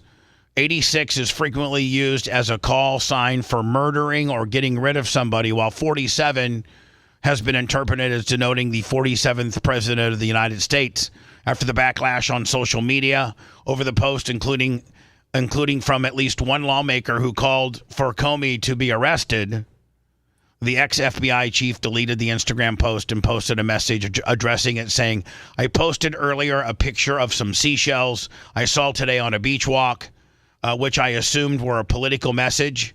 The subsequent post from Comey said, "I didn't realize some folks associate those numbers with violence. It never occurred to me, but I oppose any kind of violence of any kind, so I took it down." So I'm not gonna, how did he make it political when he was just a bunch of seashells saying 8646? Well, because it is because it is. 8647. That can only mean one thing. Everybody knows what it means. If it was a biker, that means it's, And here's the deal. Get Trump out of office. Here's the deal. Everybody, most people other than James Comey would have the right to post that. Now, is it cool? No. Is it potentially maybe wanting people to engage into something that could potentially hurt our president? Maybe. get some nut jobs that say, oh my God, I was looking at this artwork and it just gave me the inspiration to try to go assassinate the president. I just think that in today's age, when you stand behind the First Amendment, that you got to have a little bit more forward thinking than what you're doing in this particular situation. And if you're just the average citizen, it's probably not nearly as big of a deal as being the ex-FBI director. Is this the equivalent of posting like red rum and then a picture of Donald Trump or something? I mean, I'm trying to... I didn't know what the numbers meant at all. I just knew you 86 tomatoes at the restaurant. So, like, what about this? Like, remember the trouble that Kathy Griffin got into when she had the Trump head severed? Yeah, and she held it. That's a little different than this. It's way different, but it's both protected under the First Amendment. And she got basically blackballed and canceled for the rest of her life for it. And she's not anybody of any type of former government FBI director. I mean, like, she's just a comedian. And so, yeah, this isn't as severe as, having a beheading, the beheading photo of Kathy Griffin. But what this comes from a far more formidable person a former government, was the head of the FBI, which is one of the most powerful positions. I mean, I think the FBI and the CIA are the two highest law agencies in the land, with no jurisdiction guidelines. Anyway, I mean, the FBI. I mean, Gene, probably the one agency that scares bikers the most isn't Pinellas County Sheriff's Department. It's the FBI. Yeah, the feds. I mean, the feds. And so, the former head of the FBI posting something like this he doesn't need to be arrested. It's not criminal, but it ain't a good look. It's not. It's not a good look at all. Hello, who's this? LH. Hey, LH, how are you, my friend? I'm good. Hey, Bubba, let me get y'all speaker. How y'all doing? Good, LH. How are you? I'm fine. I just wanted to call in because I'm listening to the show right now. Gene, right on the 86. Would I go by it? Because it started in 1980. When they 86 you, that means you got kicked out the club. You can't come back. You've been blackballed. Yeah. That's you can't 86. go to our bars. You can't go anywhere we go. Right. You can't come around us no more. You've been 86. Yeah. It don't mean nothing about murder. A murder is a 187. 86 I didn't know that. 86 means you banned. That's it. 187 is murder. So you know what I'm saying? I think Snoop Dogg sang about it, didn't he? Trump. No, they got it backwards. They saying ban Trump. Yeah, ban Trump. They Get rid of him. 86. So you're saying that the media ban him, not kill him. So you're saying that the media has misinterpreted this altogether because You're right. They got the 86 backwards. 86. Like Gene say, that means you can't come around here no more. So they're just 86. So they're not they saying 86, 47. They ain't saying 187. That's right. Get rid of Trump. Yeah, I think LH is. I think LH is right. I think we had to get the black man in here to make sure that the white guy was right. Hey, the black man knows. Man, I'm listening to the show. The black man. I know you know what you're talking about because that's what and I try to explain this to them and they don't listen to me though. The black man knows more about the street cred than we do, and it took him to set us straight. And LH, for that, I thank you, my friend. Hey, you're welcome, man. You know I be listening, Bubba. Hey, what do you think about what we're doing for SAP? What do you think about what I'm doing for SAP? You want me to comment on that? Yeah, whites for Warren. Might not make it. You know what? I got one thing. Y'all worried about him getting kicked out and going to jail. Man, he wear them shirts up in there. What's going to happen when he leaves? If they kick him out, them good old boys out there, he ain't going to make it back the time. Oh, hell, he won't. Now, y'all ain't worried about that. That's what Gene trying to say. That's what I'm trying to say. You better be careful. Them Okeechobee guys, they're helicopter ready. Them Okeechobee boys, they're kind of backwards. Hey, LH said you better have a helicopter ready. Get out of Okeechobee. Forget about going to jail. He got to get back LH here. telling there's big alligators down there. Yeah. There it is. But hold on. Don't you find it admirable that I'm trying to stick up for a brother that did nothing wrong? For Sap, I like the way he was speaking because I didn't know Sap was that smart. Oh, he's smart. You know what I'm saying? Yeah. I never knew Sap. I just knew him from Miami, Hurricanes, and the Bucks. But he is a big mouth, and he got off like you gave him props. Yeah, but hold on. Hold on. He is. Hold on now, LH. He is a big mouth, but you can be a big mouth. Like, as long as you're staying safe distance away from a police officer, right? All that. You can do all that. You can do all that. He was the only African American guy in the entire group, and they targeted him for that reason. But this is what I'm saying. You said that shirt. Yeah. Sap did a good job for that. I wouldn't go to Okeechobee with 7 shirts with whites for Sap. Whites for Warren. Whites for Warren. Whites for Warren. Them shirts going to be in that pond, like you say, them alligators. Ain't none of them shirts going to make it back to Tampa. I'm telling you that. You're saying... Send that man down and then... You're saying on the LH, don't worry about it. Laughter ain't going. On the street level, we're going to have some problems getting our boys back out of that county with those shirts on. Self want to tell it, but he don't want to... Self see it coming. They ain't gonna make it bite. Don't send him down. I was trying to give Tuttle a little leeway to possibly get out of it, but no, you keep trying. Yeah, but I gotta tell you, LH, LH, I'm in the good radio business, and tell me how good a radio that would be if we got a call from it's Tuttle, and I am currently incarcerated in the Okeechobee Police Department because of my wife. Throw me out he gonna wish he was incarcerated. He gonna get knocked out of the car in a lake somewhere. Hey, right. In a pond. His head gonna be bust somewhere, and somebody else gonna be calling you. Come get this. You know what I'm saying? So his head's gonna be in one part of the county, and his body's gonna be in the other. And none of them shirts gonna be on their back. I'm telling you, them 7 shirts gonna be MIA. Oh man, don't kill Tuttle.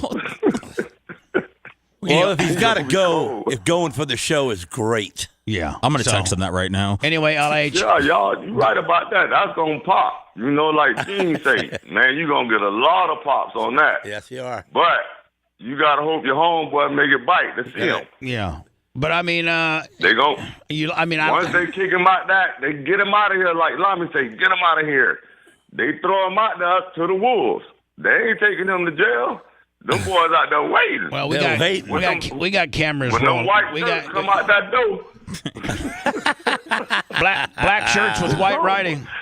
LH, I got to go, my friend. They know the exact target. Love you, my friend, my brother. Appreciate you. Take it easy. LH has got it, man. He's like our street level reporter. He knew exactly what that meant. A child knows what that meant. If you're the FBI director and you don't know what that meant assassination. But no, it don't. Hold on. I believe in gangster talk. It's a hit. It's usually a 187 or a 186. Here. Good morning, Alexa. Alexa, good morning. You gotta say it both ways. Good morning, and happy birthday to the Oscar, which was presented at the inaugural Academy Awards on this day in 1929. The ceremony lasted just 15 minutes. I guess back then they had a lot fewer people to thank. Yeah. Hey, Alexa, what does 86 mean? According to an Alexa Answers contributor, 86 is a term used in restaurants. It describes when a menu item is sold out and it is no longer available. Hey, Alexa, what does 186 mean? According to Wikipedia, 186 is the natural number following 185 and preceding 187. There is no integer with exactly 186 coprimes less than it. She's a liberal, 186 Bubba. is a non-totient. Alexa, what does 187 mean? According to Wikipedia, Section 187 of the California Penal Code defines the crime of murder. There you go. The number is commonly pronounced by reading the digits separately as 187 or 187 rather than 187. So LH was right. LH was right. They're off. 86 means just to cancel. Right. Do away with it or and blackball. it's not available. So she gave two different meanings, and it was exactly what LH said.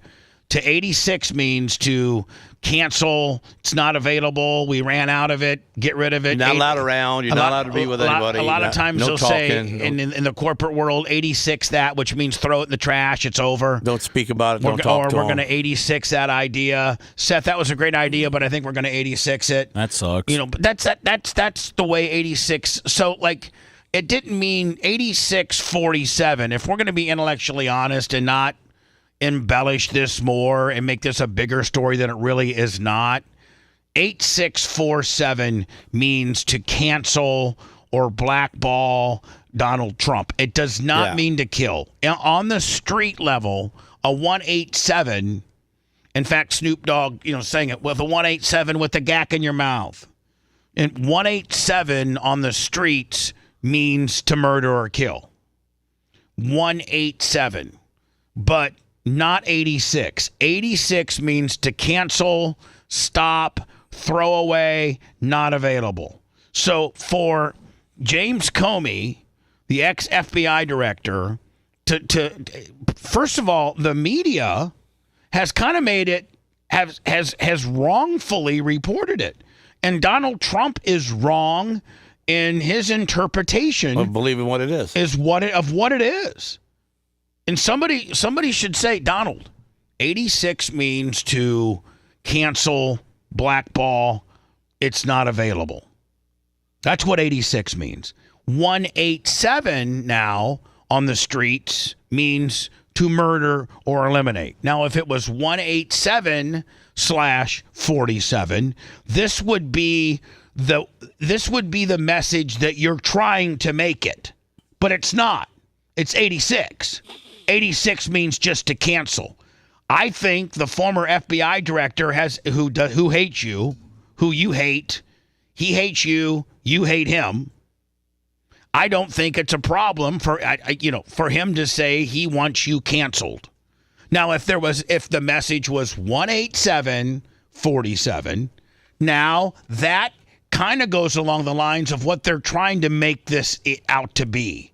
You know what, Gene, leave it to LH, my homie on the streets, to really set everybody straight, because nobody's reporting this like that. Everybody is reporting this and sucking Donald's D by saying, oh my God, the former FBI guy wants him dead. No, the former FBI guy saw a seashell decoration on the beach that he didn't do, but somebody else did, that said 86/47. That means to cancel Trump, blackball him, throw him away, stop. It does not mean to kill. Nope. That's a 187. But they're trying to make it to get everybody riled up and make Trump look like Trump. Listen, Trump is doing a pretty damn good job. The tariffs are coming down. I like his immigration policy. He doesn't need to make something he doesn't need to embellish this for what it's not. You know what he should say? I don't care what James Comey puts on the beach. That just shows you how much time he has on his hands and how bored he is as he's taking pictures of seashell designs. And he doesn't even have it right. If he really wanted me dead, it would be 187. He's so stupid. Why not? Instead, Trump's trying to be a victim here.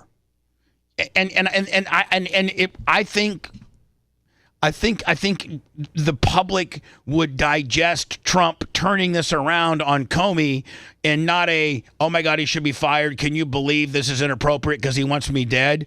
But almost turning it around like in a reverse zombie dog kind of deal by saying, how pathetic is that dude that he rolls around taking pictures of I have that much real estate in James Comey's head that he's even taken seashell designs trying to direct it towards me. I just don't what a loser. I don't think we should take any chances just with any numbers that are on the beach that would happen to do with anything happening to the president. Agreed.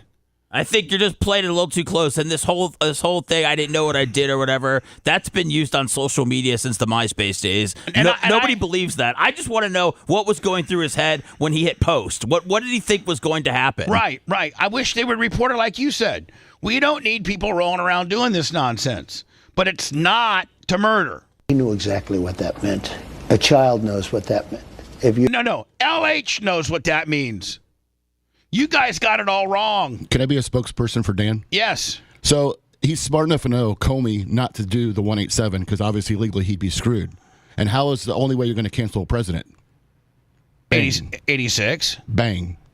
You're the FBI. So he knows he can't put kill, so the next best thing is to put cancel. Yes. Director, and you don't know what that meant. That meant assassination. No, it doesn't. It means to get rid of you. And it says it loud and clear. Now, he wasn't very competent, but he was competent enough to know what that meant. And he did it for a reason, and he was hit so hard. Because people like me, and they like what's happening with our country. Our country's become respected again, and all this. And he's calling for the assassination of the president. Obviously, he apologized and said he wasn't calling for violence. But look, he's a very bad. What do you want to see happen? What do you want to see happen? I don't want to take a position on it because that's going to be up to Pam and all of the great people. But I will say this: I think it's going to be up to Pam. But Seth, don't think he got on the phone with Pammy Bondi saying, "Lay the bricks to this guy," right? Or little Rubio, little Marco. Yeah, He's gonna get Marco'd Pam real fast. I don't know how he could escape totally unscathed. Right. It's a terrible thing. And when you add his history to that, if he had a clean history, he doesn't. He's a dirty cop. He's a dirty cop. And if he had a clean history, I could understand if there was a leniency. But I'm going to let them make that decision. I just think Trump should lean into it like Seth and just be like, man, he knows he shouldn't be doing that. We know what that means. That's not, that's probably not cool. Nothing cool about it. Trump should go on the beach and type in 6969 or right. If you love that segment, then check out BubbaArmyHQ.com and do a deep dive on past shows. The Bubba the Love Sponge Show will be right back.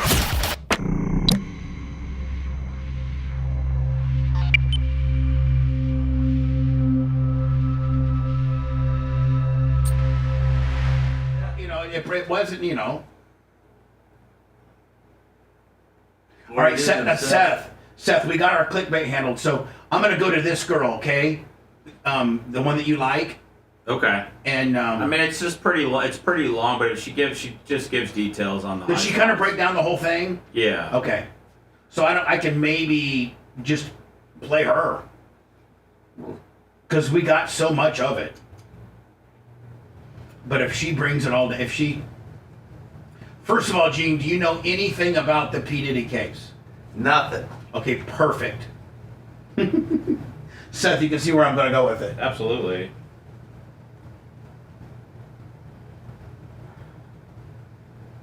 Now, are you familiar, Gene, with P. Diddy dragging a girl down the hallway? You've seen that while I was on the show. Yeah, all right, so you saw that. He threw the vase at her. And yeah. So you're familiar with that? Yeah. Okay.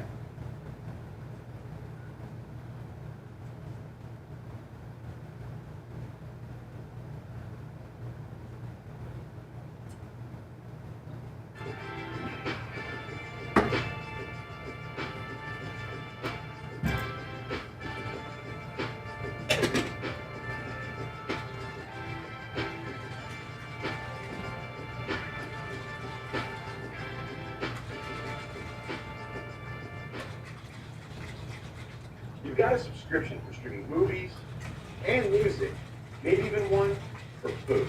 Plan from HomeServe is like a subscription for peace of mind. When a covered system breaks, we'll send a qualified contract and pay for the repair. Plans from HomeServe start at just $4.99 a month.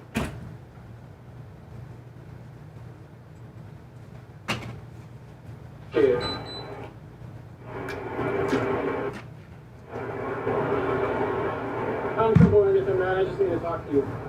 Can you take me to Jonathan's? Okay, we'll figure that out. Just take a seat for me. What's up, Miss Thomason? I don't have to. No, I don't.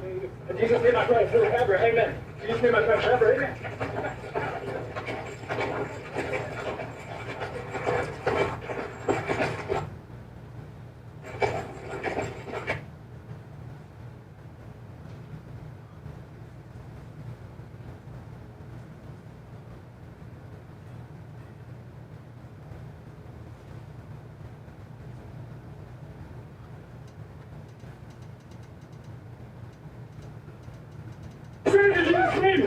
They're saved in Jesus' name, brother!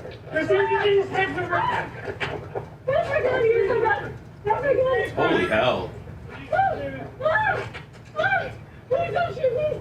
Please don't shoot me! Is that the cop saying that? Yeah. Yeah. This guy's fixing to get lit up. She's got a weapon! Put it down, dude! Put it down! Put it down! I'd have shot him already. Yeah. Hold on. If you're a cop and you got a bad guy that stole your got a cop gun? Cop He's gun. dead. Hold on, you got a cop gun in your fucking hand, bitch? Done. I am lighting you up. What up, car? Right? Yes. I'm every fucking bullet I got. Right. See, guys, I'm trying to hide, man. You gotta kill somebody, and you can be at fault for not killing him in the first place. Can you imagine Gene as a cop? I mean, right is right, wrong is wrong.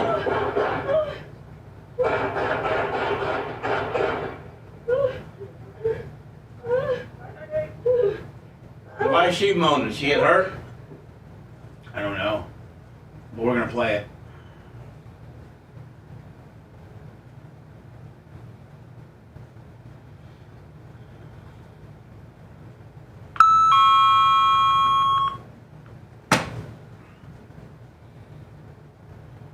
You in town this weekend, Gene? Yeah, but we're doing a Mother's Day party on Saturday a little bit. For Sarah? For Sarah, because we didn't do it on Mother's Day because it was raining, and then the girls are all coming over, and they're going to lay around and read books and float in the pool, and I'm going to put my motor in my race car for a little bit. And then I got the grandbabies probably, so I'm going to have to watch the grandbabies while the girls all hang out so they don't got to watch the babies. So I'll have them out there in the golf cart, the four-runner, side by side, riding them around. All right, I'm going to send this to Eric, okay? Yeah, I guess.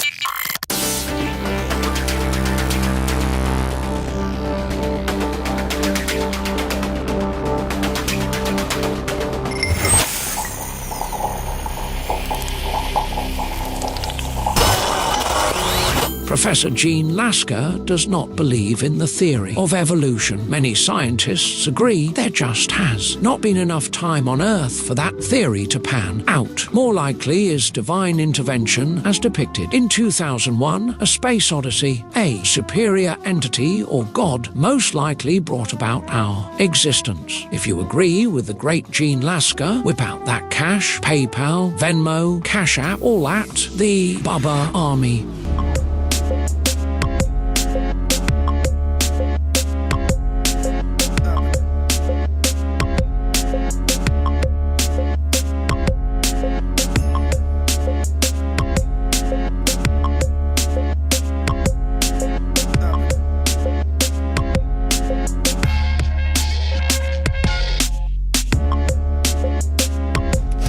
Blow it up like a raisin deal. I don't know if we're still on the front page or not. I think we possibly are. Don't know if we've let me see a refund. Nope. We got shuffled on down to third. Don't know what the don't know if we hit 20 grand or not today. Don't think we did. 813-90-BUBBA. The Bubba the Love Sponge show. There will not be an after show or a weekend review, because Lummy is probably right now boarding his airplane to head to Fort Walton Beach to do the country concert up there, as he's a VIP concierge. Who's playing? Anybody good? He said Morgan Wallen, didn't he, Seth? Yeah, Morgan Wallen. Remember, it was a year ago this time, Bubba, that you made him EP. I didn't make. What is that? Oh yeah, executive producer. Yeah. Last year was EP. Did you do that to keep him working? Because he didn't want to let him go to the country thing, and he was getting mad. No, can I tell you why I did it? Because Seth came to me. Let me put this guy on hold. Seth came to me and said, "Hey, listen, we need an executive producer of the show. I probably am the most qualified to do it. I've done it before. I'm good at it, but I would rather maybe let Lummy do it and kind of guide him so that he learns that skill set, and it just will help. Let's work on Seth. Well, and then Seth can be like, I'll step in as needed. Right. I'll feather the gas pedal over here and step in when needed if help. But it would it would be a big boost to Lummy and help him with a skill set. And take a load off of him. And I'll continue to help prep and do all Seth's additional duties, mostly running. And it kind of gives Seth a little bit more time to concentrate on our podcasting world, which Seth solely does. He does a great job at it. I don't know how many. Jesus, how many different franchises do you have now? Oh, I mean, I don't. Well, I don't get the know. Monday After Show. Yeah, you got Clem and Kush, Operation Pigmentation, The Blizzard. Mm-hmm. You got Kristen and Tuttle and Kristen. Yes. You got Stoner and Loner. Yes. You got Across the Line. Over the Line. You got Tig's Bits. Yes. You got, I think, the Dark Match Steve. Yes. And then help me out here. Well, I that's 9. I talked to your sister yesterday, and that podcast that she had talked to you about a while ago with one of her successful business friends, I think, is going to start getting recorded in the next week or so. Okay, that's 10. Yeah. So, 10 different franchises that have nothing to do with what our regular show does. Completely different than what our regular show is. And so, Seth, that's a big...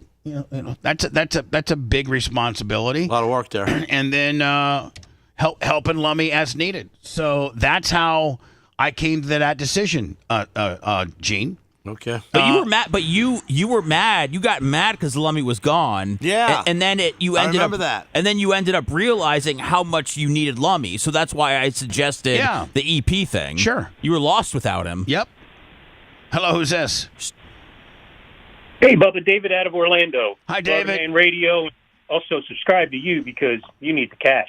Yeah, BubbaArmyHQ.com. There's all types of different ways and subscriptions that you can help us. So thank you for that, my friend. Bubba Army HQ is it's got an unbelievable search engine that you can type in Tucker Carlson or Hulk Hogan or porn stars or Seth, and it'll give you all these shows of what you've searched, and so it's got a lot of our 98 Rock stuff, most of all of our Cox stuff, most of all of our Sirius XM stuff, all of our Beasley stuff, some Power Pig stuff, some 98 Rock stuff, some just it's a great it's where our archives are. If you're truly a Bubba fan and you want to download it or stream it, it's available at Bubba Army HQ. I think it's $5.99 and $9.99 a month, whatever level you get. And for that, you can go to Sirius back in the day when we was in New York and I got lost. Yep.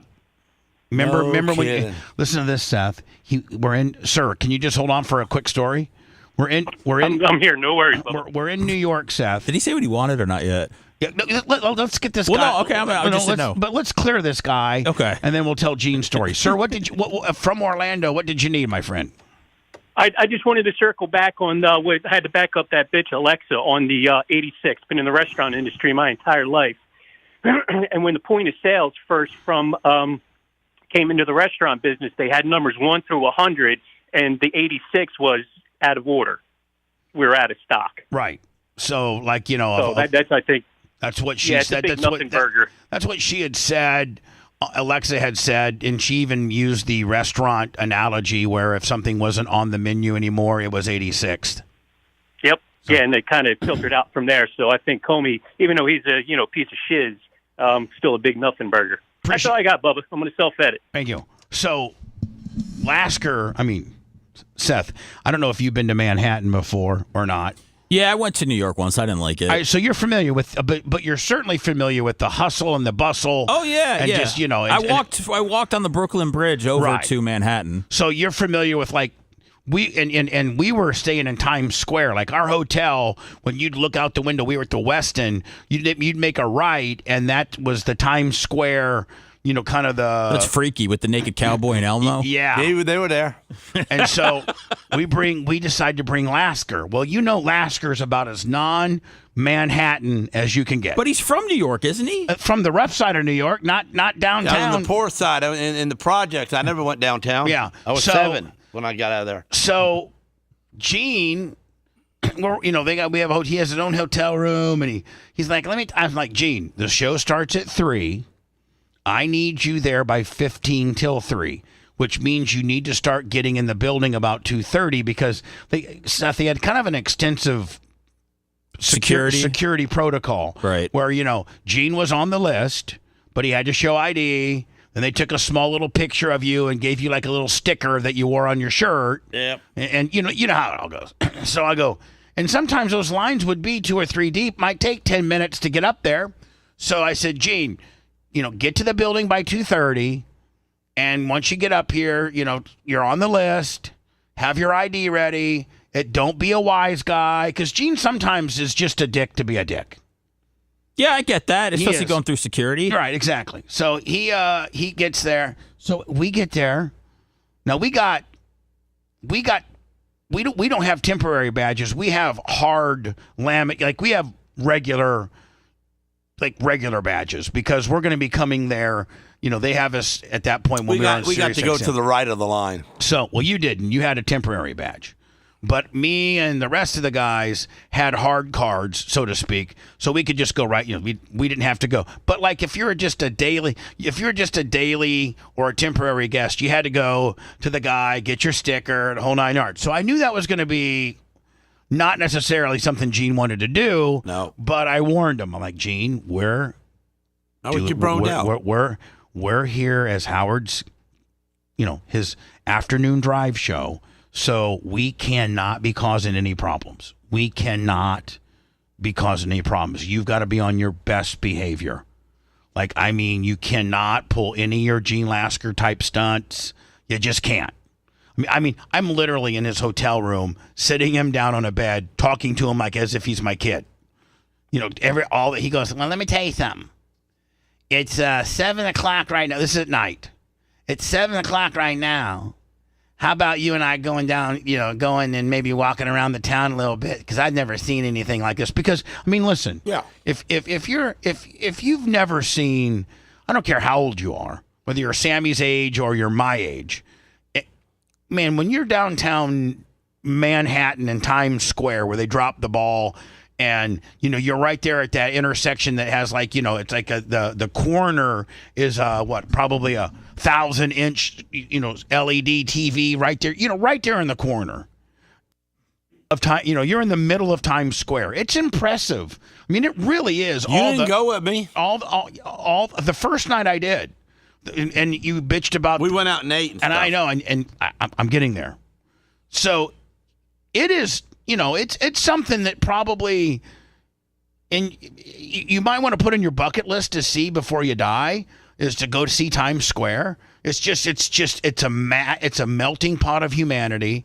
It's safe nowadays. It's not back before Giuliani cleaned it up. It wasn't necessarily safe, but they got cops on every corner, horse cops on horses.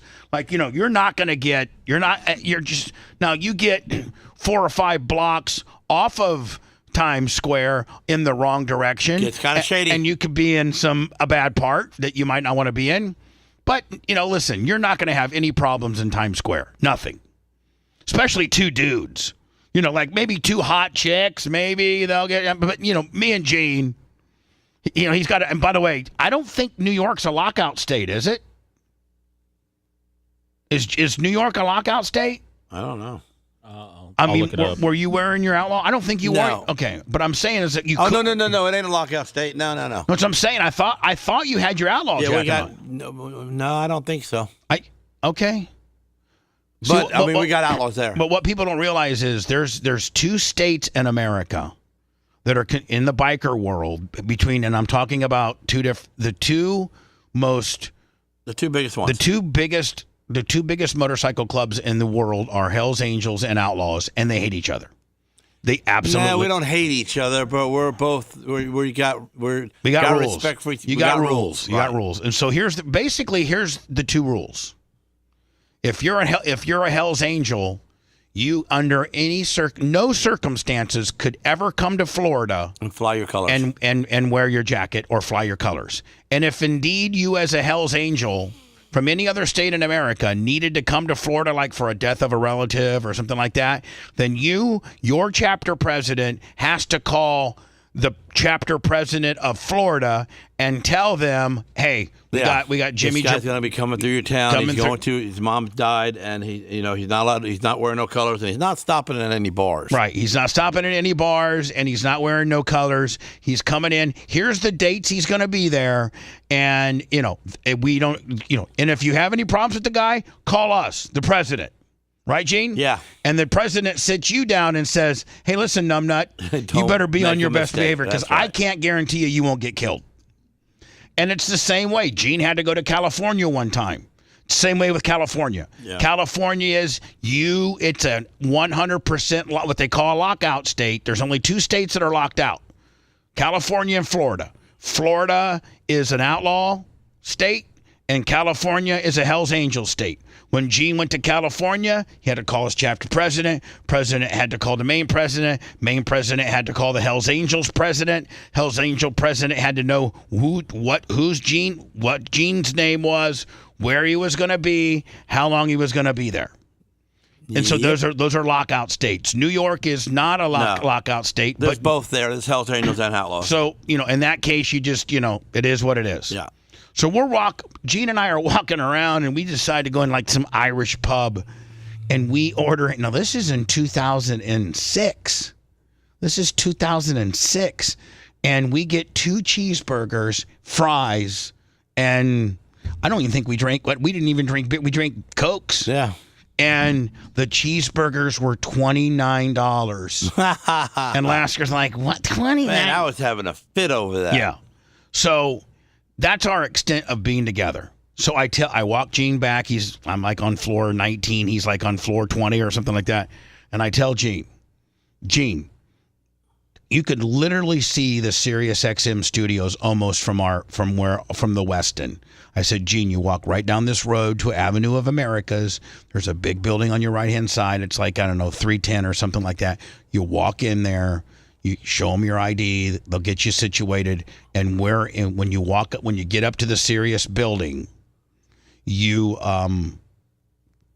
tell them that you're at the Bubba Show, and they'll tell you what studio we're in. They'll buzz the studio. I'll send Spice Boy or Brent to come get you. So it gets, and show starts promptly at 3.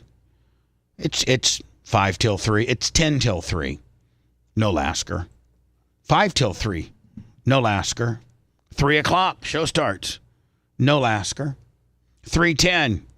Now the show is started, and our whole main topic is, where's Lasker? No Lasker. We call Lasker. Hello. Gene.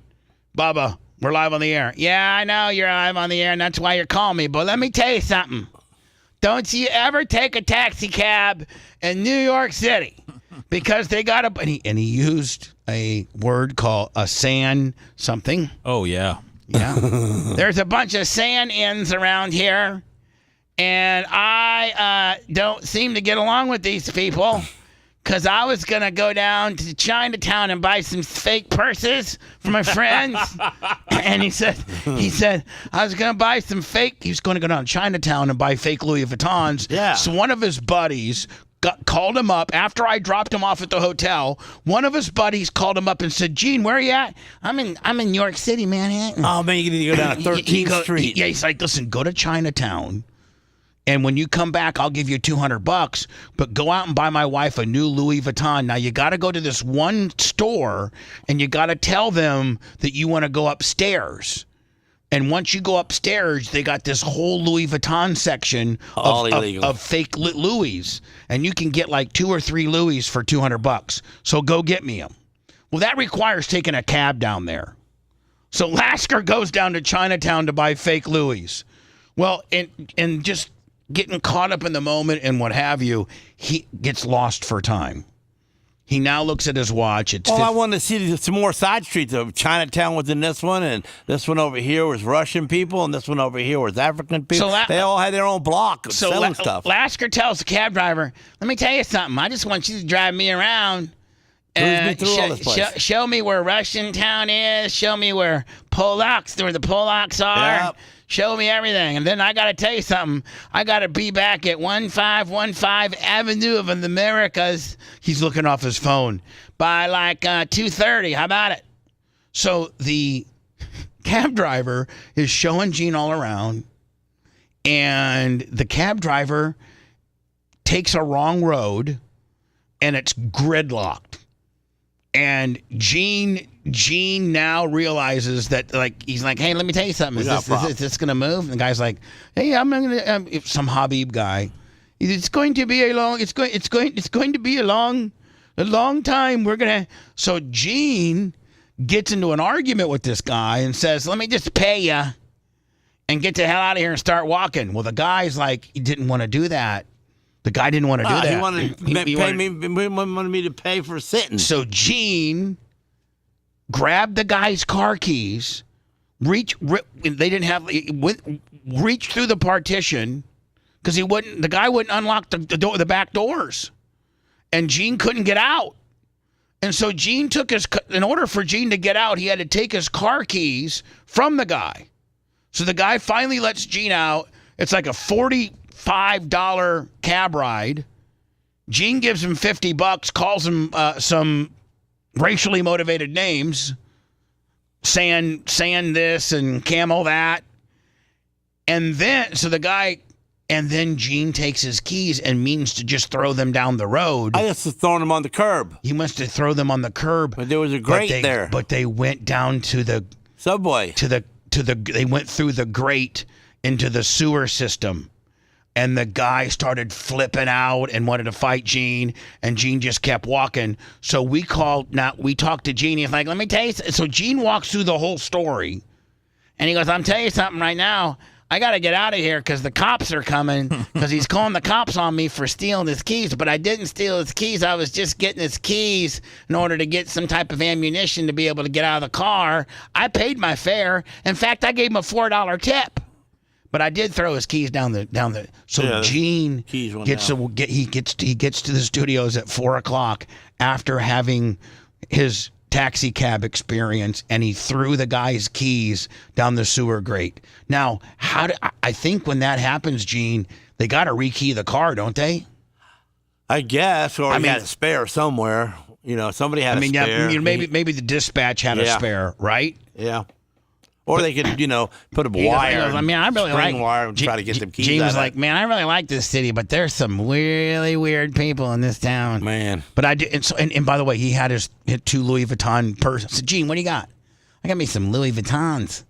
I went down to Chinatown, went upstairs, told a story and everything. So that's Gene Lasker in Manhattan story. So we just saw this. I did see the dude with the underwear playing the guitar, though. The naked cowboy. Yeah. Naked cowboy. Now, this is... this. How do I get this? Damn. Seth, you unmute it. Talk to you. All right, but see, when you go to pause it... All right, there we go. Okay, what? Hold on. De-stressing is that different than stressing? Distressing. Is worse? Distressing means it's bad. Okay. When it says, warning, distressing content. It means it might freak you out. It might freak you out or trigger you or make you it'll make you stress out. Yeah, it could stress you out. Just distressing means potentially stressing you out. Okay. And if watching a guy get gunned down in the road, that's kind of cool. Yeah. How do I? Okay, there we go. Get it. So, body cam shows terrifying moment. Suspect steals female officer's gun. She then begs, "Please don't shoot me. Please don't shoot me." Now, this starts with what looks like a male officer is asking, just like maybe a guy with no shirt on that might be methed out. that's walking down the main road. And I guess maybe that's what his point of contact would have been. And then the guy doesn't want to answer the male police officer's questions, so he runs.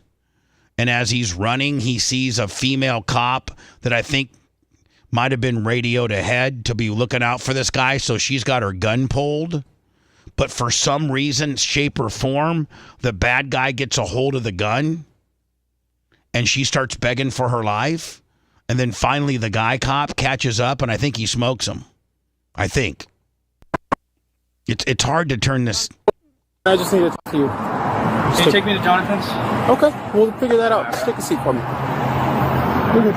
What's wrong? You got no shirt on. Take a seat. I know. Huh? Take a seat. I don't have to. Yeah, you do. No, I don't. Yeah, you do. In Jesus' name I pray forever. Amen. In Jesus' name I pray forever. Amen.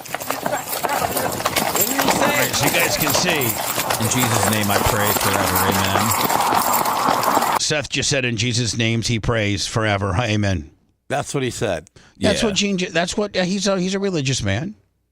Not at that moment. Religion ain't going to help you. No, Seth said religion. Seth's trying to make religious help him right now.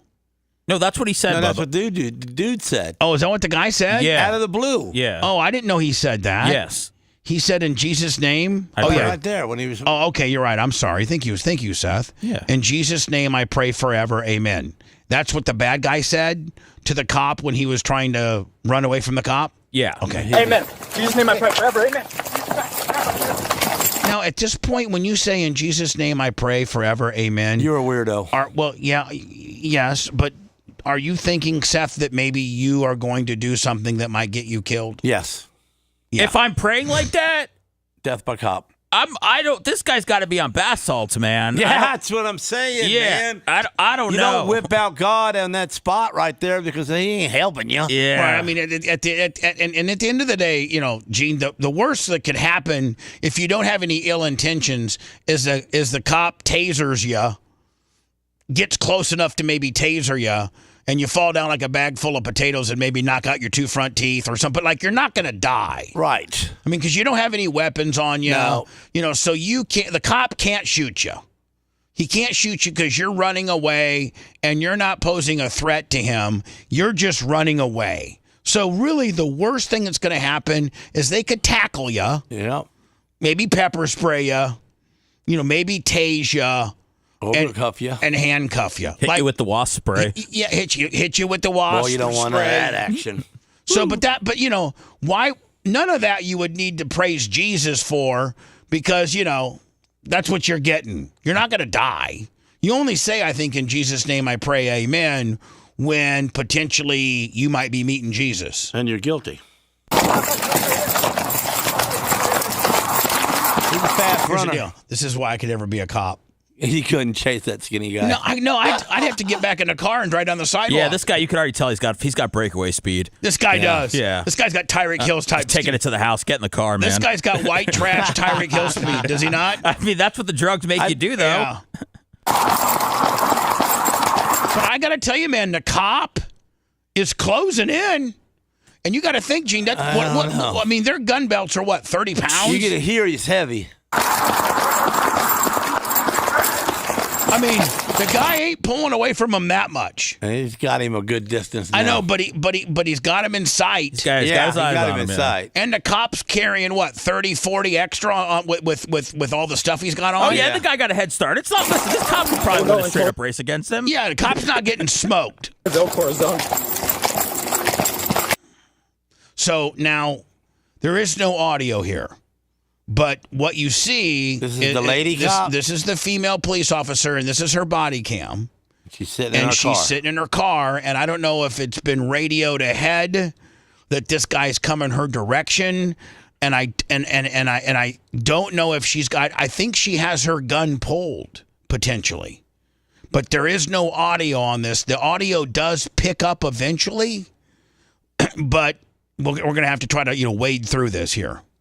So no audio. So now it looks like the bad guy, the methed out, quick running bad guy, in Jesus' name I pray, amen, has now kind of out of nowhere came up to the car, rolled up on her, to the point where she wasn't I don't think she was expecting it. And so she's now, okay, so there's the gun. See the gun? Okay. She's got the gun pulled. It's right here. See it? Yeah. Seth, see it? Oh, yeah. So she might have, the guy, the police officer might have radioed ahead, methed out white guy. Or she sees the cop chasing him right now anyway. Right. Or, yeah, she either visually saw the chase and was going to maybe head the guy off at the pass. Right. Or he radioed ahead, hey, we're running across this parking lot. She knew she was in that parking lot, so she had her service weapon drawn. Now, at this point, I don't know that you can't smoke them. Because he's pointing at her, threatening her, and coming at her around the door. I think police, I'm not a cop. I'd have to get with the great Pat McGovern and of course, Chad Gary and some of my great cop friends and find out, do you let a bad guy get this close to you before smoking him? I'd shoot him right in the hand. Boom, boom, boom. Now he's shot. She should shoot right now. Right, like he's touching her. Would cop protocol, would this be a clean shoot? Yeah. And I think so, because the end result is he takes the gun. And I think, in copping 101, if you are so close to a bad guy and his mindset is to take your gun, it's you or him, you shoot him. You have to shoot him. So, she may get suspended and need to be retrained. She needs a new job. So, she has now allowed him to put her hands on. He's on the side of the gun. Now inside. She's inside her car. He's now grabbing inside of her car. She has her gun pointed right at him, and he has his left hand on her hand. Seems to be holding her gun. He was wanting to be shot. He now takes the gun away from her. How did she let that happen? Yeah, why don't you just pull the trigger right now? Right. Just pull it. So it gets him right in the gut. First of all, your body cam's on. You can't get a more justified shooting than this. Nope. So he now is continuing trying to, and listen, it's plain sight. You can see the gun. Why ain't the other guy caught up by now? Well, I think I don't know. All right. So hold on. So he had stopped and went back and got his car. Maybe he did. I don't know. So now, I don't know at any time why she didn't fire a round off. No, I don't either. All right. So now, okay, saved in Jesus' name. You saved in Jesus' name forever. You saved in Jesus' name forever. That's what he's saying, and this is where the audio kicks back in. In Jesus' name! You're saved in Jesus' name forever! You're saved in Jesus' name forever! All right, so now she is falling down to the ground. He keeps saying, saved in Jesus' name forever. You're saved in Jesus' name forever. She knows she's getting a bullet. He has taken her service issued handgun away from. He now has her gun. Here's my gun. Here's my gun. He has my gun. He has my gun. He has my gun forever. You're saved forever. He says. That's my gun forever. And they're what, 5 feet apart? Yeah. She's down on the ground. It looks like she's trying to maybe get under the car or get to a curb. Hide behind the door. Hide behind the door. All you can see is her hand. On the ground. And her body cam facing the ground. Walking on all fours. Please don't shoot me. There's the other cops way down there. Do you see them? Yeah. Now this, I think it picks back up, Gene, with the cop in pursuit. Now I think we're back in the cop in pursuit. Look, he's going to get behind the tree because he's scared. Well, you got to, Gene. Oh, man, just run up there and shoot him. All right, so the bad guy, you can see the bad guy now. He needs to take 2 shots right in the neck, right there. The bad guy now is in the street with her gun.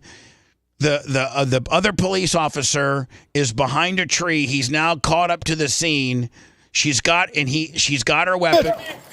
All right, so right there. Smoke. Boom, boom, boom. Smoke. 3 across the chest. 3. Smiley face. How many does my magazine got in it? 15? Yeah, that's what Grady Judd would say. You didn't use all 15, you're fired. Put it down, dude. Put it down. Now, here's what I would not say that again. I think this is really bad training in the fact that if you got a bad guy that has already escaped you, assaulted a cop, assaulted you first, took your weapon, went to a female cop, threw her down to the ground, and now has her gun, and I'm assuming, I can't see her, but I'm assuming he still probably could shoot her. Yeah. She's begging for her life. I don't know why you're not just absolutely laying lead down range right now. That's right. Put it down. I'm trying. Hey, put it down. I don't know where she's at.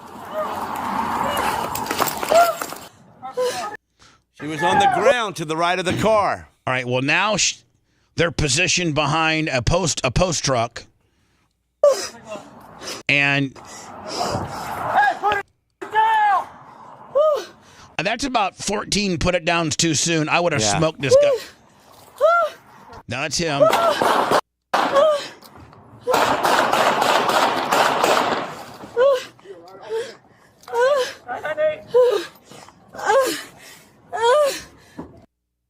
Why is she moaning? Well, she's freaked out.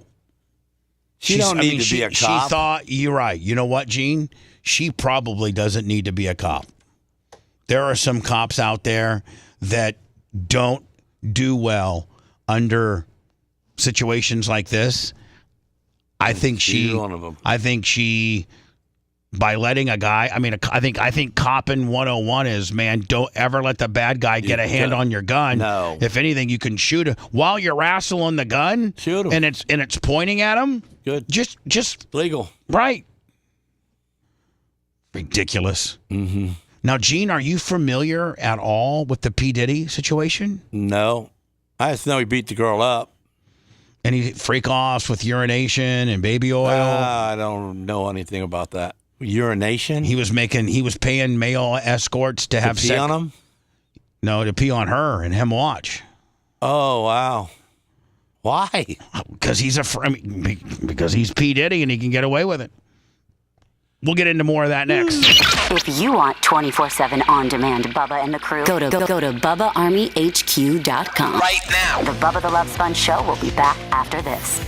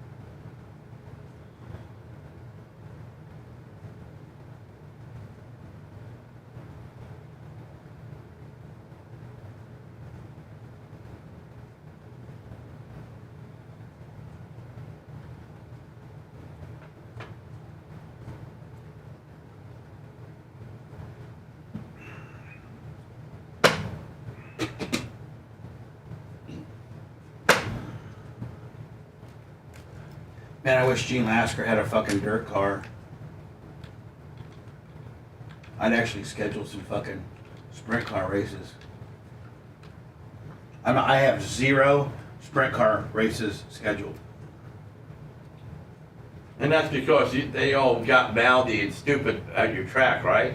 No, it's just that they really don't bring in, the purse is, kind of big. and they don't really bring anybody. But if I had you in there, I'd have a draw. You know, I have a name. Right. And I could promote it, and I'd get 200-300 motherfuckers just come watch you fucking race. Yep. Whereas the Top Gun, I mean, you know, probably the I only. I'm almost done on my rental property, and as soon as I got that all done and out of my hair, then I can get on my dirt carring and get it to where it needs to be. And Now, is an asphalt car chassis different than a dirt chassis? oh, it's completely different, man. So different. Like, I don't think you have torsion bars in those things. No, I got 4 cool shocks. And you're not. You're a torsion bar. I'm a torsion bar expert. Well, hold on. I was getting ready to say. All over again. I was getting ready to say you're a torsion bar expert. Whether it's reverse split, whether it's putting 25s on the right, whatever. Yes. Whereas, and you now know, I'm on a gas shocks with 24 adjustments on the shock. Well, here's the deal. You're not, and so when you are driving your dirt sprint car, and it's not handling the way you want it to, and you need it a little bit more free or a little tight getting in. I can drive it different. You know what to do with a torsion bar. Yeah. You don't know what to do with a shock. No, I don't. And I'm not out there asking anybody, so I'm doing it myself, reading the instructions on what it's supposed to do, and then making adjustments and looking like an idiot, and then taking that setup off and change it to a different one. Go back to zero. What wasn't your hot setup? 25s down the right, 1,000 in the left, and a 75 in the left front. Yeah, and then run left front and left side weight. Right. Put the twist in the bar. Or we go. A lot of times we go reverse split. We went to reverse split when we changed them tires. Right. Because I remember you would load up the right with 25s, you drop the left down to 1,000, and then you'd run a real soft 975 in your left front. Yep. That was our jam. Yeah, I could even fucking. We won a lot of races on left side weight, and no one knew how to. No one expected that to ever work. Well, but it was also that 75 in the left front. Yep. That was. But even Sam Rodriguez was letting him in the beginning on that setup. It was letting the fucking car flex with traction. Yep. You know, making it. It helped it just turn. It turned the car for us. Right. Now sometimes you'd bump that right rear down to like up to a 50, wouldn't you? Yeah. If you are on how much cushion that car had, if we had to run up and bump the cushion, right, or roll around it. Right. Or you drop it down to 1,000 if it was dry slick. If it was dry slick, that's where the car could roll over on the big tire. Right.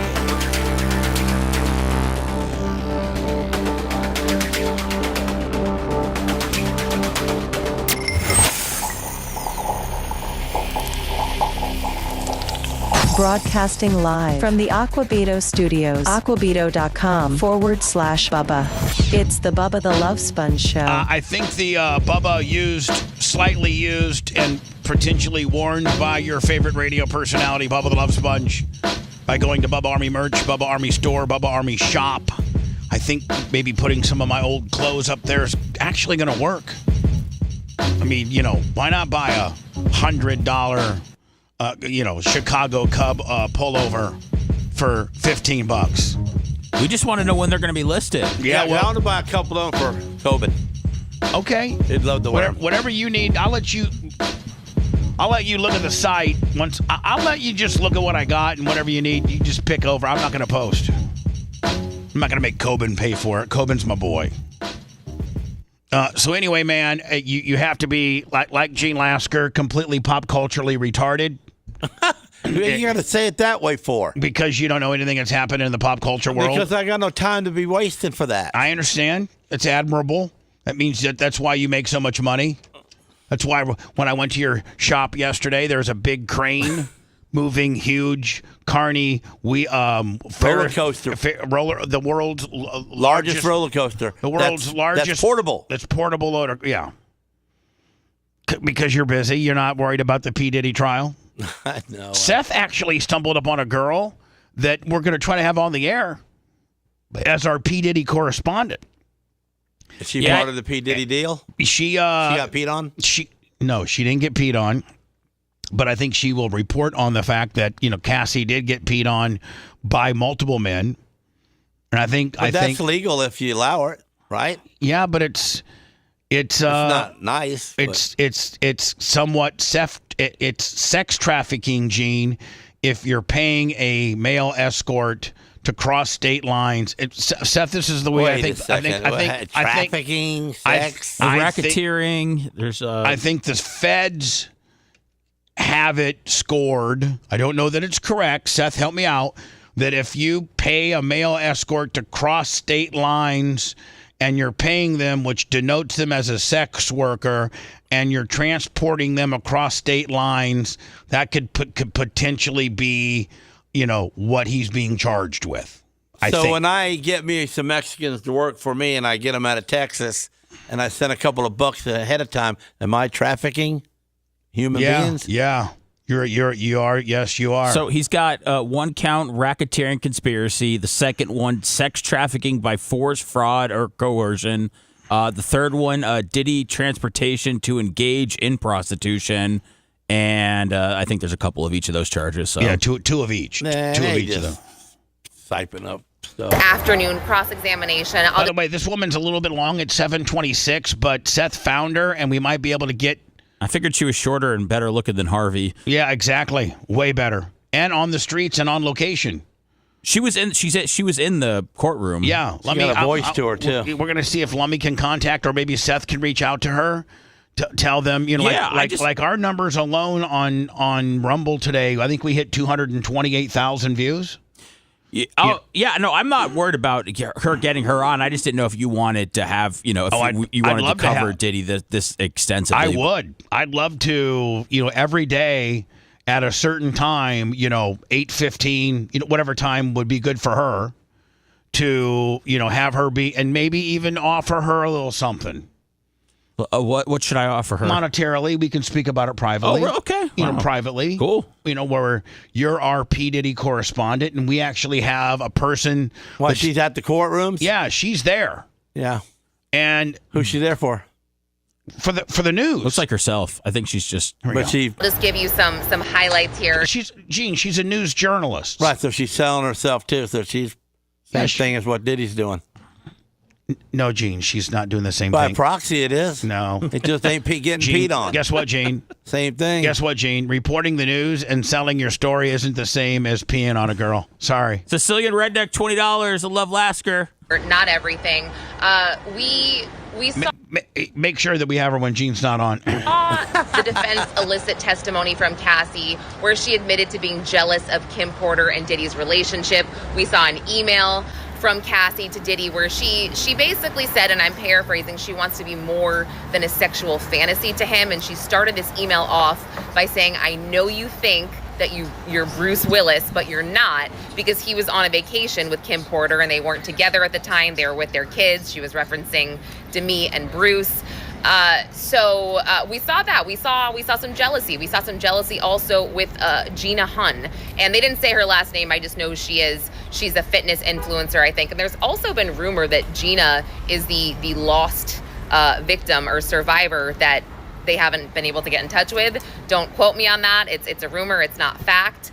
We also saw something really interesting. We saw an exchange between Diddy and Cassie where he asks her, they're role-playing during these freak-offs, and I'm paraphrasing, but he essentially asks her if she's cool with everything, kind of making sure, like, are you comfortable with everything? Which, by the way, I did see... Well, that makes everything legal. I did see this where the judge was starting, and maybe you did too, Seth, where the judge was starting to get a little concerned because Cassie is really pregnant. Like, she's due in the next 8.5 months. Right. She's due in the next two weeks or so. And that's Diddy's kid? And no, that's not Diddy's kid.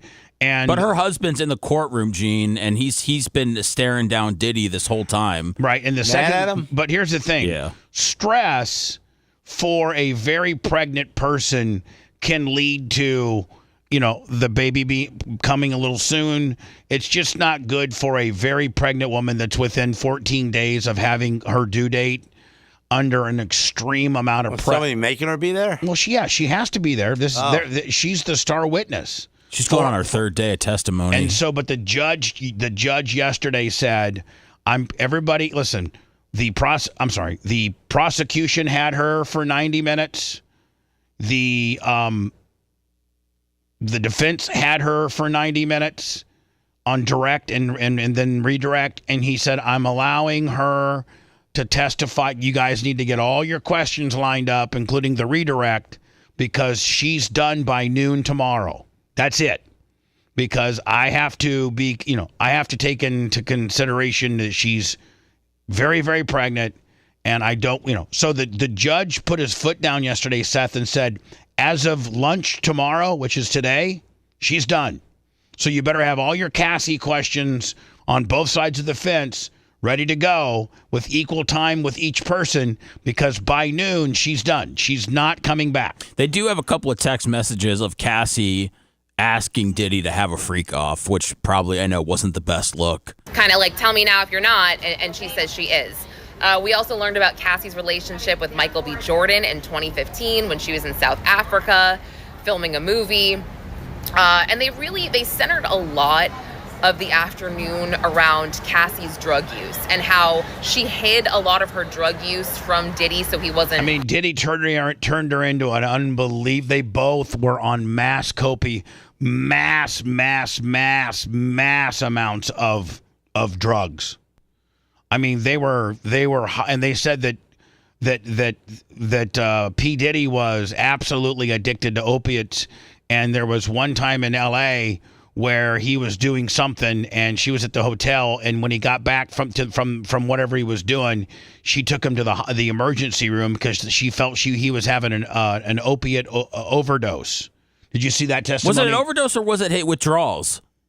Was he overdosing or was he with I thought there's both of them were in play yesterday. Okay. Yeah, both of them were in play, but I think going to the LA hospital might have been an overdose. Okay. Aware of a lot of it. The defense would say, well, he was angry with you for doing so many drugs, and he was angry when you would do them with your friends. And then Cassie kind of shot back, and she's like, no, he was angry because I did the drugs. He was angry because I did his drugs, and my friends took his drugs, and he wasn't mad that I did drugs. He was mad that we took his drugs. Without him. And, Cassie, by the way, she amazes me. I mean, she's 8.5 months pregnant. We've seen so many graphic text messages from her, so embarrassing and humiliating for the world to see. And she's just so calm, so poised, so collected. And again, it helps that the defense attorney is not badgering her. Nicole Estevea is not badgering. Yeah, the defense attorney, which is P. Diddy's people, they specifically got a woman to ask Cassie all these tough questions because it aesthetically looks better for a woman to ask a woman stiff sexual questions than a man. In the jury's eyes, it's not good for a man to get overly aggressive or mean-spirited to a female witness. So in that case, they'll bring in a female to answer because it looks better. Her super patient. She lets Cassie kind of explain, and I mentioned that earlier. There were three things. I think two things maybe could be considered impeachment. Sorry, I can't talk. One was the fact that Cassie had testified that she saw Diddy hit her friend on the head with a wooden hanger, her friend Carrie Morgan. Well, it turns out Cassie was in the bathroom for this, she testified, and she didn't see it, but she heard it. And additionally, this ended Cassie and Carrie's friendship, and Carrie sued Diddy and Cassie actually paid her out in a settlement, taking some kind of culpability. And the defense was like, well, this is 2018. I thought you and Diddy weren't together. Why would this end your friendship? Man, Diddy was just a monster. He was even hitting bitches that were Cassie's friends, and then Cassie's friends were suing her for I guess being there. He's violent. Guys weren't together and he did this, and then she sued both of you. So that was interesting. And then the whole balcony dangling thing, sorry, it's loud, with her friend Bana. Supposedly he did like a, and you got to be a pimp to this, man, because I mean it's tough to hold a human being by their ankles over a balcony. That could go bad real fast, no matter who you are. Cassie said she saw this and she was sleeping, when she woke up. She testified during direct. Well, the defense pulled up a text message that Cassie sent to Christina Coram, Diddy's chief of staff, after this happened, and the text message said, and we didn't see it, this was not shown to us, and I think this was part of the argument about the discovery this morning, because a lot of people's names are mentioned, whatever. So we didn't see it. Now, Seth, are we ever going to see the Leonardo DiCaprios and the salacious stars, the Usher, the Justin Bieber, or is this whole trial just about P. Diddy and Cassie's freak-off kink? Because it seems to me that's all this is about. It's not about what we were earlier thinking. Before this trial started, they had all of us in the media thinking that all these stars were going to come forward, and you had tape on all of them, but not an absolute whisper of any of that.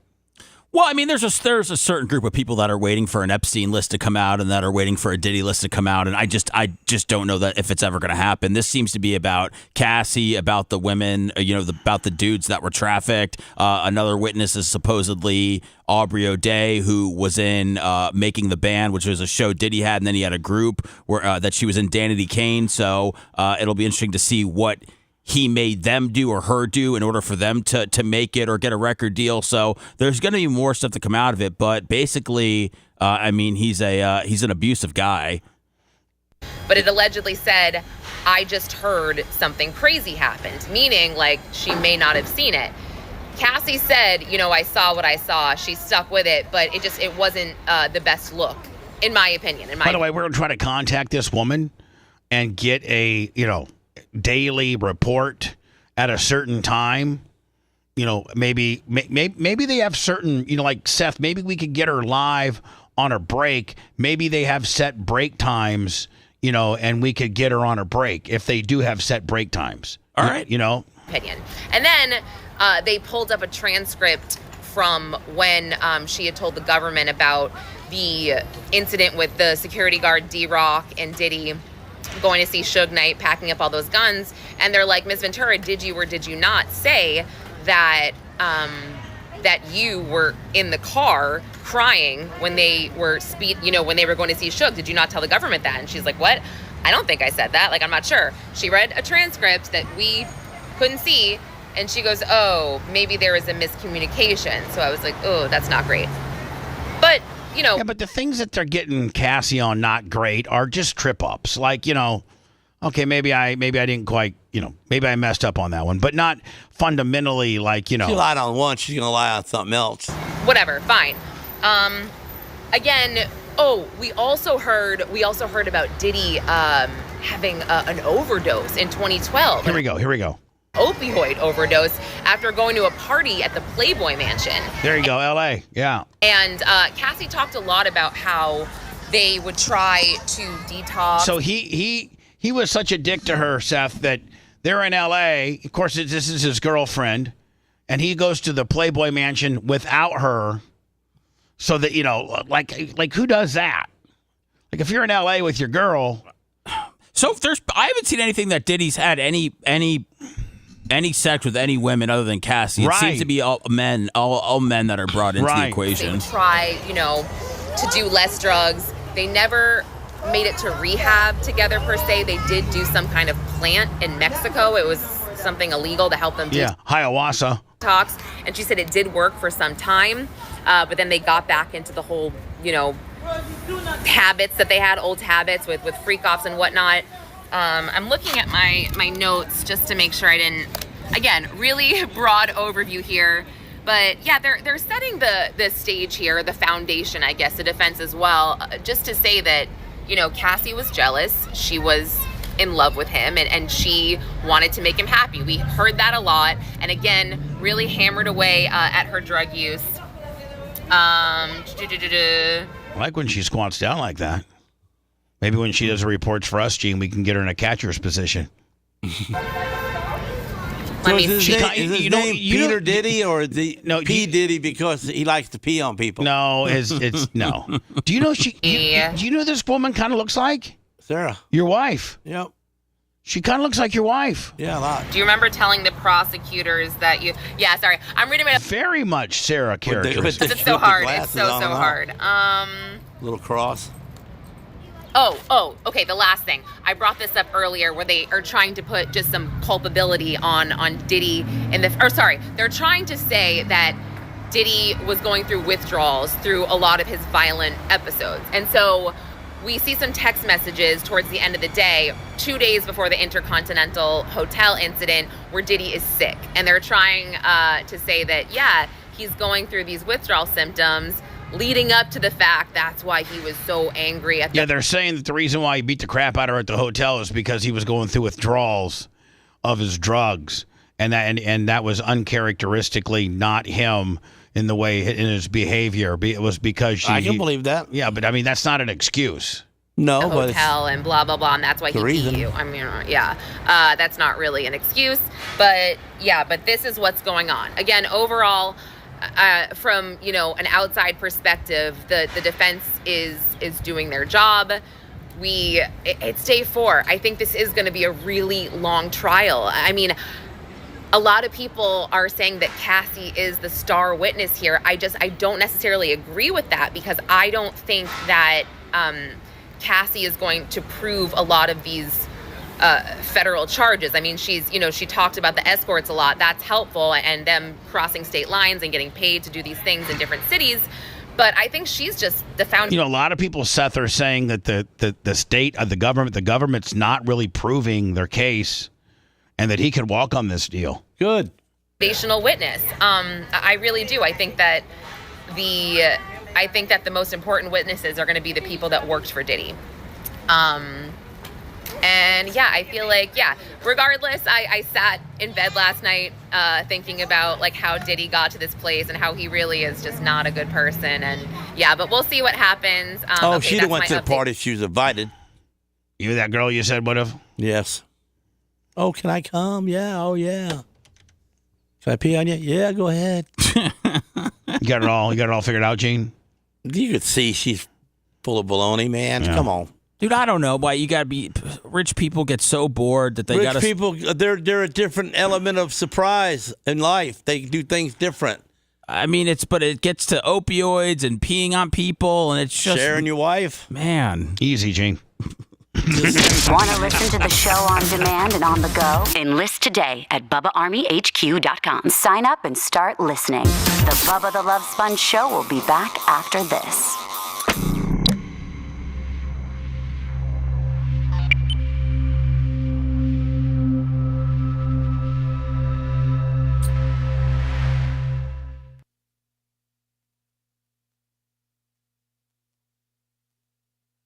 He does because it's just partying and everybody wanted to.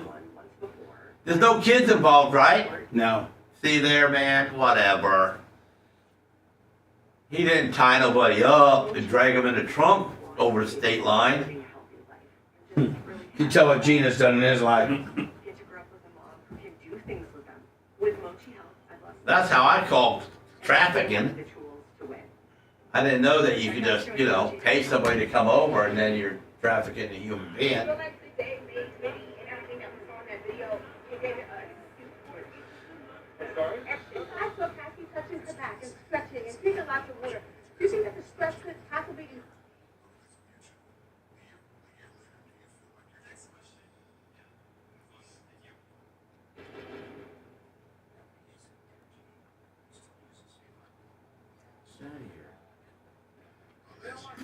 Did he get arrested for beating her up? No. He settled. They settled.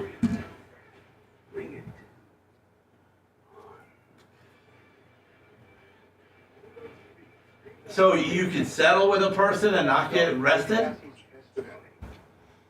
If you get to them before the cops do, yeah. Yeah, they got the they bought the They bought the video. They bought the video from the hotel, and they paid. I think they paid off one of the managers. But somehow the Spice Boy leaked it. They got a Spice Boy leak. Yeah, I got Spice Boy leaked. Perfect. The Bieber stuff's pretty interesting. I don't know why they're shitting on the guy for selling his catalog for $200 million.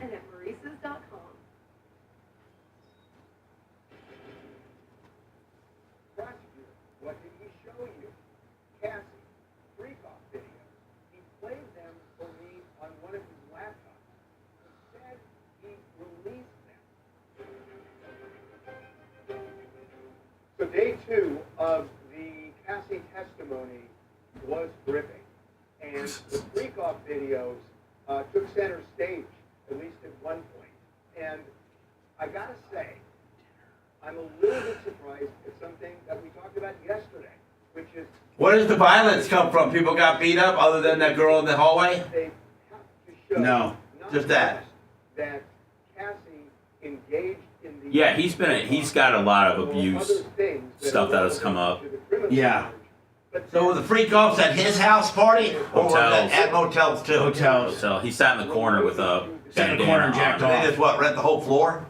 No, just the room. Just the room. Just the room, and he'd sit in the corner, and she'd book him on the app, and she would book him, and then he would approve or not approve. There was one time where a dude banged her, and then Diddy had her text him to come back, and then they were there for the guy was there for 3 or 4 more hours. Wow. Kind of weird.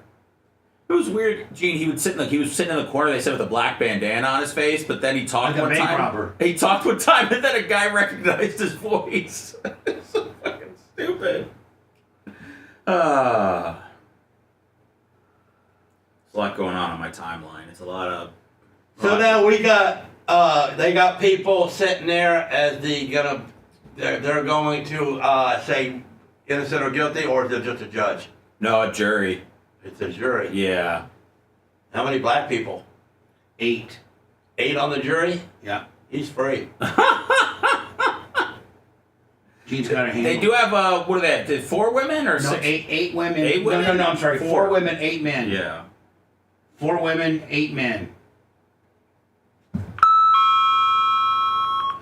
And you know at least one of them's going, damn, I wish I got to go on that party. Thanks, Bubba fan. Appreciate it, man. I don't know what's going on, but it looks Jay Bowler did something great on the bowling lanes. Nice job. Did you get a 300, Jay Bowler?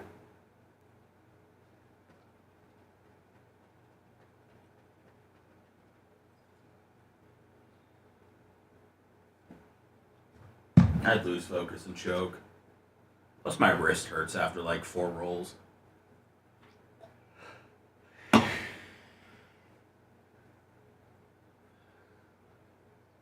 Oh, fuck, dude. Congrats. That's 1,800.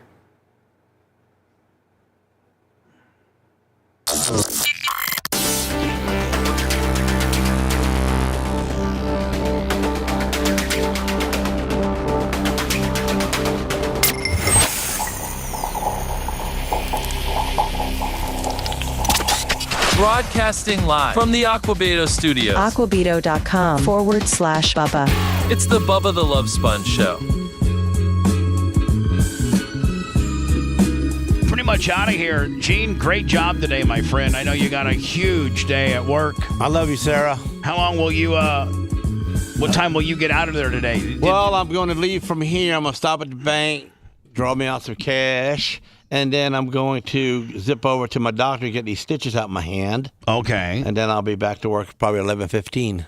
And then what? I mean, then I'm going to finish all the white job for Bobby Myers for that ride that I'm doing for him, and then I'm going to jump right back on the road. I mean, will you? What time you get home tonight? 8 o'clock. No. I'm going to leave out of there Friday, so I'm going to get out of there about 2:30. Yeah. So now will the boys lock the shop up for you? Oh yeah. Well, they work in double shifts the last couple of weeks, so They work a regular from 8 to 4, get paid, and then from 4 to 8, they get paid double. So they're working. So today's payday. Yeah. So they get paid. Yep. And that's probably what the cash is for. And they're making double paychecks. Yeah, my bonuses I pay in cash. And then so tonight they're going to work 4 to 8. I'm sorry, they work 4 to. I'm sorry, 8 to 4, and then they're going to be working from 4 to 8 for double for same pay they made. Same pay they made from 8 to 4. Oh, okay. For 4 hours, so they get paid for 8 hours, but they're only working 4.